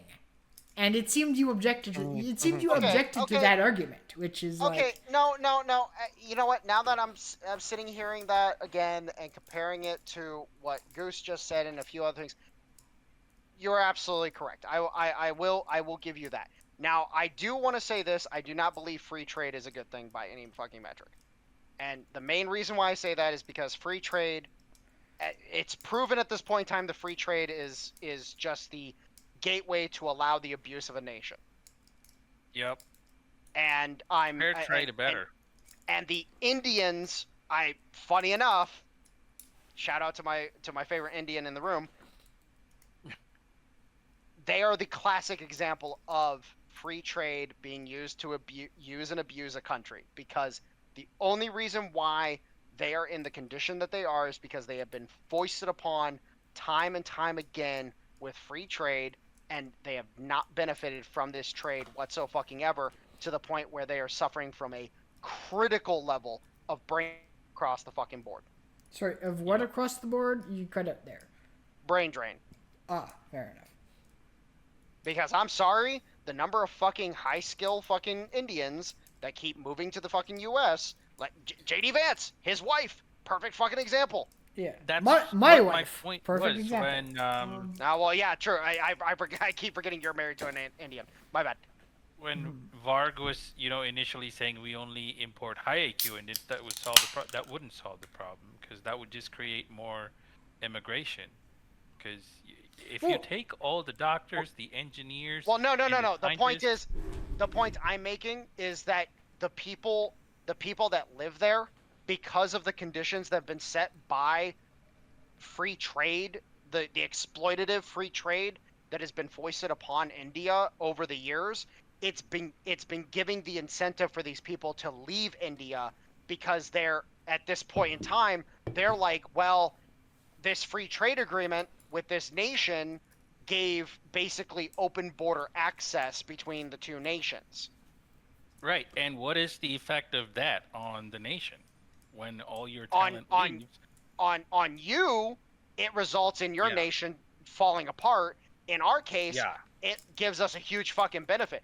One of the largest, literally one of the And then largest. what happens?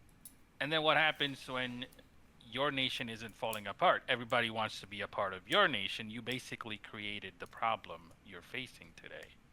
Well, yes, but and honestly speaking, like, you actually make a valid fucking argument. That's also a problem with free trade. It's like, oh, it opened the doors like it did. I'll give you that one. I'll give you that one, Oh, Dracula. You could say it's a good brain draining other nations is a good thing for your nation. That's an argument I'm very sympathetic to, right? Not only are you stealing competent Oh, people from other nations, Ger- but also you're importing competent people. The German Empire would fucking love to talk. Yeah, but this Because- may be a talk for because another look how- time. Yeah. Look Sorry, how go many ahead. fucking look. Honestly speaking, like, Imperial Germany is a great example of this. Look how many high skilled workers they gained over the course of their industrialization, Yeah. because there was no room for growth in the UK. There was no room for growth in France. These people didn't want to move to America, which was also up and coming during that time period. So they moved to fucking Germany, and next thing you know, they build these massive consortiums that are Yeah. able to fucking just crank out war material like no other. Yep. Everybody, like, across the board, like, again, like, I don't have a good feeling when it comes to free trade. I just don't. And honestly speaking, like, and as Drac, free trade bad, fair trade good. If you have, like, Yep. honestly speaking, basic trade protections that are just meant to prevent exploitation are perfectly fucking valid in my mind. That's why Russia is able to fucking maintain its position like it does. Because they don't allow people, like, for example, they've basically said, like, oh, hey, we're not allowing foreign consortiums to invest, like, they're kind of adopting the China model.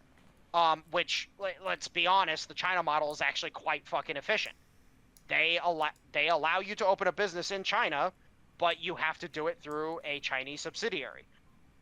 The Russians are starting to adopt this mentality as well, where, okay, if you want to bring your product into our country, that's fine, but you have to have a Russian subsidiary do it.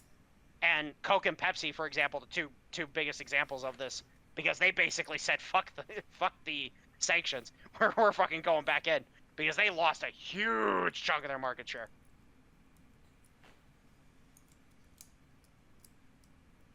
Actually, I think, can we just talk about that for a second?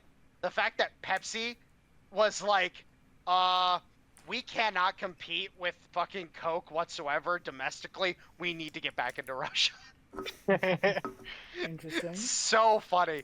I wanted to say, since the Tucker Carlson interview with Putin, and like when they're going through the Russian grocery store, there isn't a fucking single item that you can't find in an American or a European or a fucking Canadian supermarket. Like, they had Canadian chips there, bro. Like, what fucking bro. sanctions? What fucking it's called sanctions, man? propaganda. Like, Oh, what? Dude, no, actually, my favorite is that you know the Mexican sodas. No. I Oh forget yeah, what the Don Ritos or whatever. Yeah. Yeah, Don yeah, Ritos. yeah. Those Wait, those. Are, what? so I need to start drinking those instead of drinking fucking Coke like I do. But Or Dr. Pepper. I bounce between How about Dr. you Pepper and don't Coke. drink any carbonated sugar? Just drink water. Yeah. Okay, first off, fuck you. I want the bubbles. I am addicted to the bubbles. Sorry, I kind of agree with him in that sense of I'm a little intrigued into the carbonated, into the spicy water. Again, The Goose, spicy just water. drink bubbles. Oh, sorry, just drink water. No. There's a perfect meme to sum up me right now. Hold on. GIFs. There's a perfect. There you go, inside chat. That is me. There we go. Don't worry, we will include it in the video, but I just have to say iced water master race. Hey, no, dude, I drink Ice water fucking water master like race. I drink water like fucking crazy. But You it's guys like want to know something really fucked up since I quit drinking coffee and smoking cigarettes? Sure. what? Like, for the last month, I haven't had any coffee at all, and Based. I have more energy for more. Like, my energy doesn't have peaks and valleys. Same with trying to cut sugar out, no nicotine, like, mood's balanced, appetite's balanced, energy's balanced, everything kind of feels harmonized. It's fucking awesome. That makes sense because you're not How you're long not were you depleting drinking coffee? you're not depleting Well, I'm your brain's 33. neurotransmitters with fucking drugs. Yeah, but when did you start? When did I start? 14 when I started working. Right? Our And bodies you are never took a break? No, it was drinking coffee daily. Or- Like or- we have there's a very slave fuel culture here in Canada where it's very You like, know that shit like goes pretentious systemic, rich. Yep. Like, pretentious rich people get their Starbucks, normal people get their 7-Eleven or their Tim Hortons. Tim Hortons. Yeah, Yeah. even But, here, like- when we're drinking coffee, they tell us every 6 months, take a month off. Yeah, like, Otherwise, this doesn't work. our You'll body- need more and more and more. Our Oh yeah, it bodies was are getting in to a, the point that I could crush 2 pots a day. our bodies are in a Yeah, that's natural state of homeogenesis that, you know, Mm-hmm. gets disrupted when you're always fucking